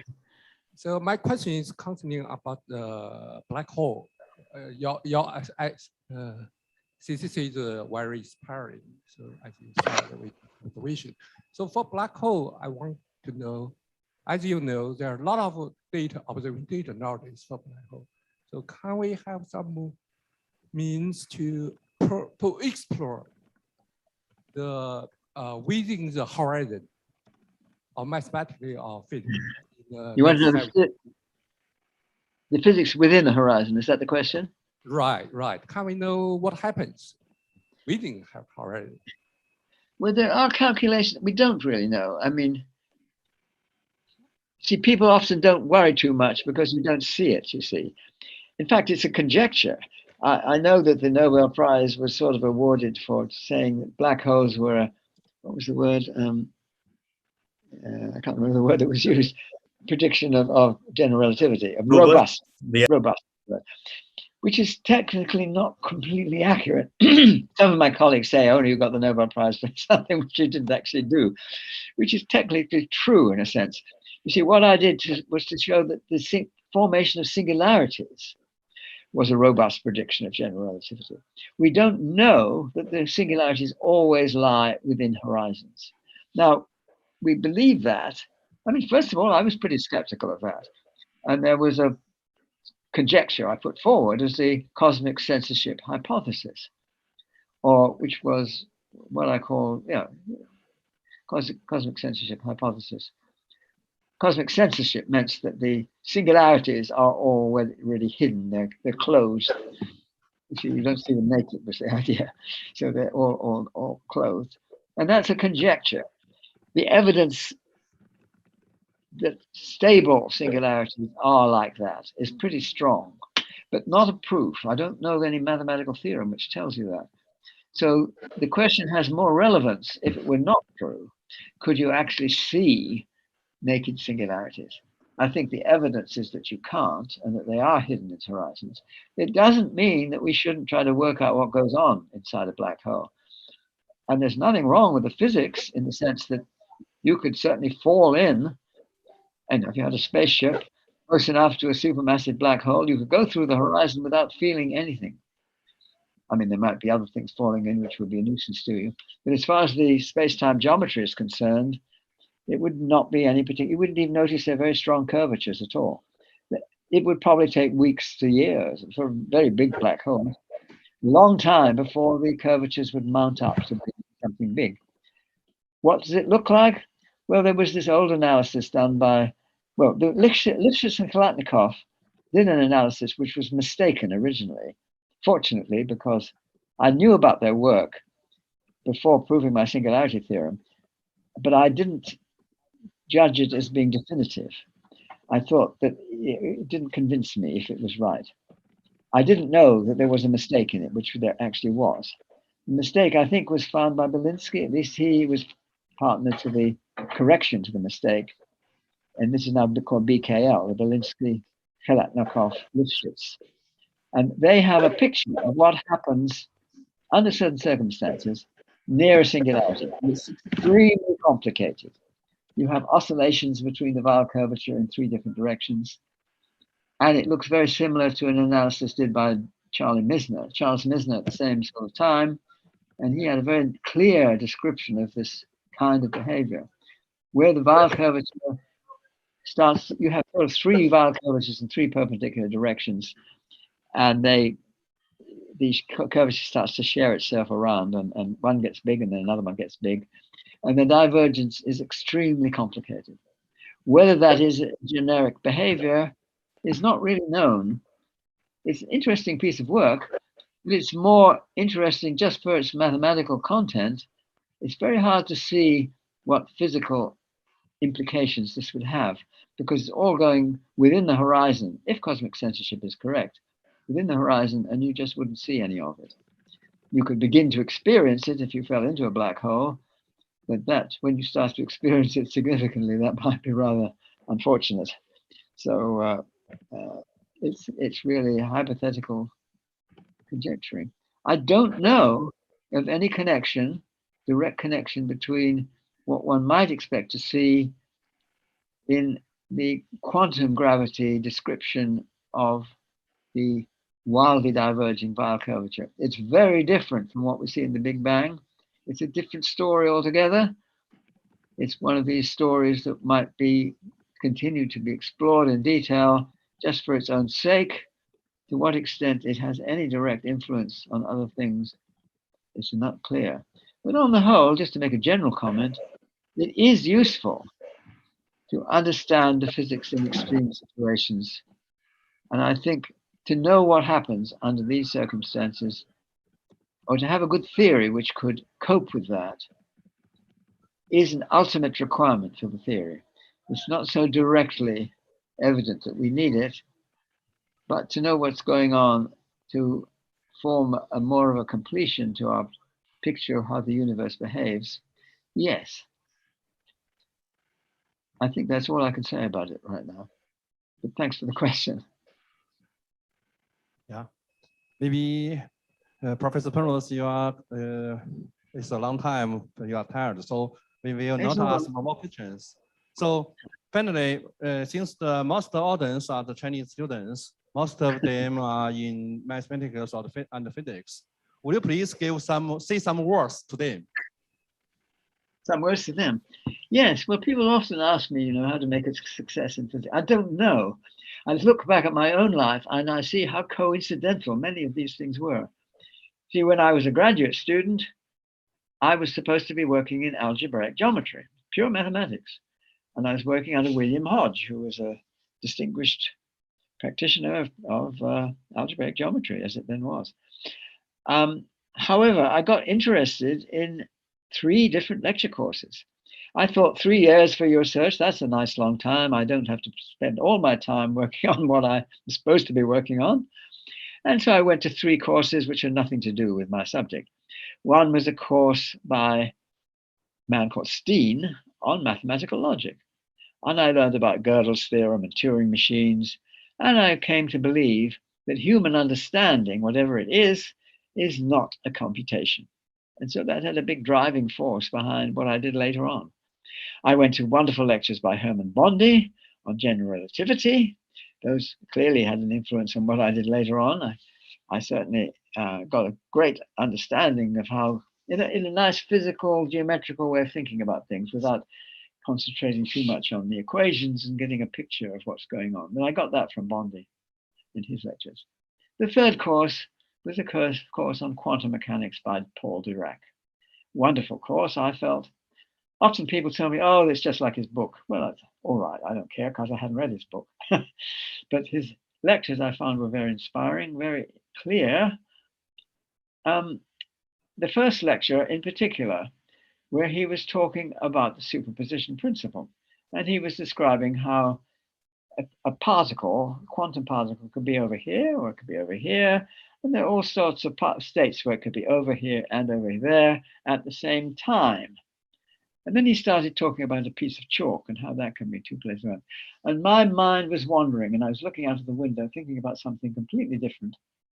And when my mind came back to his lecture, he moved on to the next topic. He mentioned something about energy being too big or something. I couldn't understand why that had anything to do with it. So I was left with this puzzle. How is it that macroscopic bodies do not form superpositions in our experience? And I assumed he'd explained it somehow. But then I thought, how on earth does this make any sense? And so I lived with that for the rest of my life. And I began to think, I didn't know at the time when Durack gave his talk that he himself was very worried about the same problem. And that you can find the appropriate quotes from Durack to say, well, quantum mechanics is a provisional theory, and we need to understand what is going on and how to make it consistent with macroscopic behavior. So the answer to your question, I'm not really answering. I'm just saying that in my case, there was a lot of accidental things. I also learned a lot from my older brother, from my father. My father was very excited about mathematics. He was a scientist, but he was a biological scientist, not a physical scientist. He didn't know about physics, but he knew a lot about geometry. And we talked a lot about, we made regular solids and regular polyhedron and non-regular polyhedron, things like that. And certainly, and my older brother, Oliver, taught me quite a lot about physics because he was 2 years ahead of me, but 4 years ahead in school because he was very precocious. And so I used to ask him about the collapse of the wave function, things like that. So I learned a lot of physics. What I'm saying is a lot of this is fortuitous. It's hard to know. I think the moral, as far as I can make it out, is do what excites you. So I just did things at the time which I felt were interesting and exciting, and was fortunate enough in later life to be able to bring some of these things together. Often you can't, and they remain separate. But I think it's a useful experience to spread out and learn about other things which are not your direct subject. There is a counter to this argument that I have certain colleagues I know very well who make successes themselves by focusing very, very, very, very much on a particular problem, bringing all the understanding they can to this particular problem and going very narrow, if you like, and deep rather than spreading out. I think it depends on your nature. If you're somebody of the latter kind who likes to take current knowledge, study it very deeply, and go into it very deeply, that's good. That's not my way of thinking. I go the other way. I'm thinking more broadly, thinking of how, on a broad scale, things might influence each other. I think see what your own talents are and try to go in the direction which is in accordance with those talents. I don't think I can make a general comment about what to do. I think with some people it might not be beneficial to spread yourself out all over the place. I think it depends on who you are. But do what excites you, do what you find interesting. I think that would be my general advice. Thanks for the question. Thank you very much.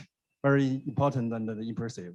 So we plan to translate what you just said into Chinese to let more Chinese students know it. Thank you very much again. Thank you. So we turn back to Yang Hui. Yang Hui? Right.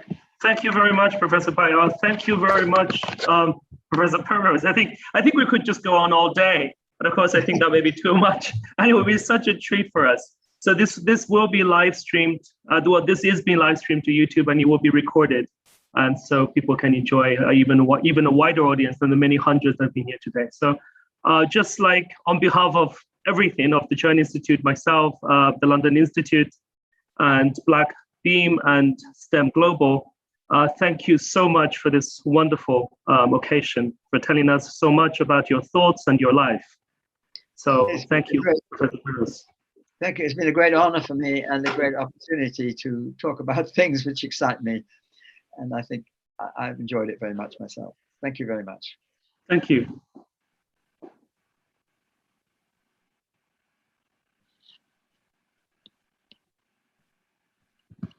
So I think we can, I think Roger's gone now, right? No, Roger's still there. So I think, yeah, we can, yeah. Do you So want you to can chat just- more, or should I? Oh yeah, if you have time, we can chat a little more if you like on our plans to get you to visit the Royal Institution. Okay, well, why don't we chat a bit then? Yes. you could Okay, just- brilliant, terms. brilliant. And Ed, how is it? Do you want to make this private, or how does that work? Or Yeah, I mean, we obviously have a lot of people. Maybe we close this and yeah, reopen. close. I mean, whoever is tired or hungry can now go, and those who have infinite energy can stay with Roger. Yeah, I'm happy to have anyone just drop out. This is just chat time at the moment, yes. Yes. Oh, brilliant. I admire your energy. This is incredible. Well, it's all right. When I get excited, I can go on for a long time. Okay. So I won't ask you to give me a whole lecture on your thoughts on G2, but we'll save that for when you visit the London Institute. Yes, I would like. Well, I'd like to learn more about G2 because people talk to me about it, and I find it absolutely fascinating. I remember hearing a talk by John Baez about it, and he talked about this sphere rolling on another. This was G2 star. Mhm. You have a sphere which is 3 times the radius of another sphere, and the big one is fixed, and the little one can roll on the big one. Uh-huh. It's also spinorial, so once it's gone round through 2 pi, it's not the same until you've gone around through 4 pi. And this is the image of G2 star. I can't connect that whatsoever in any way with what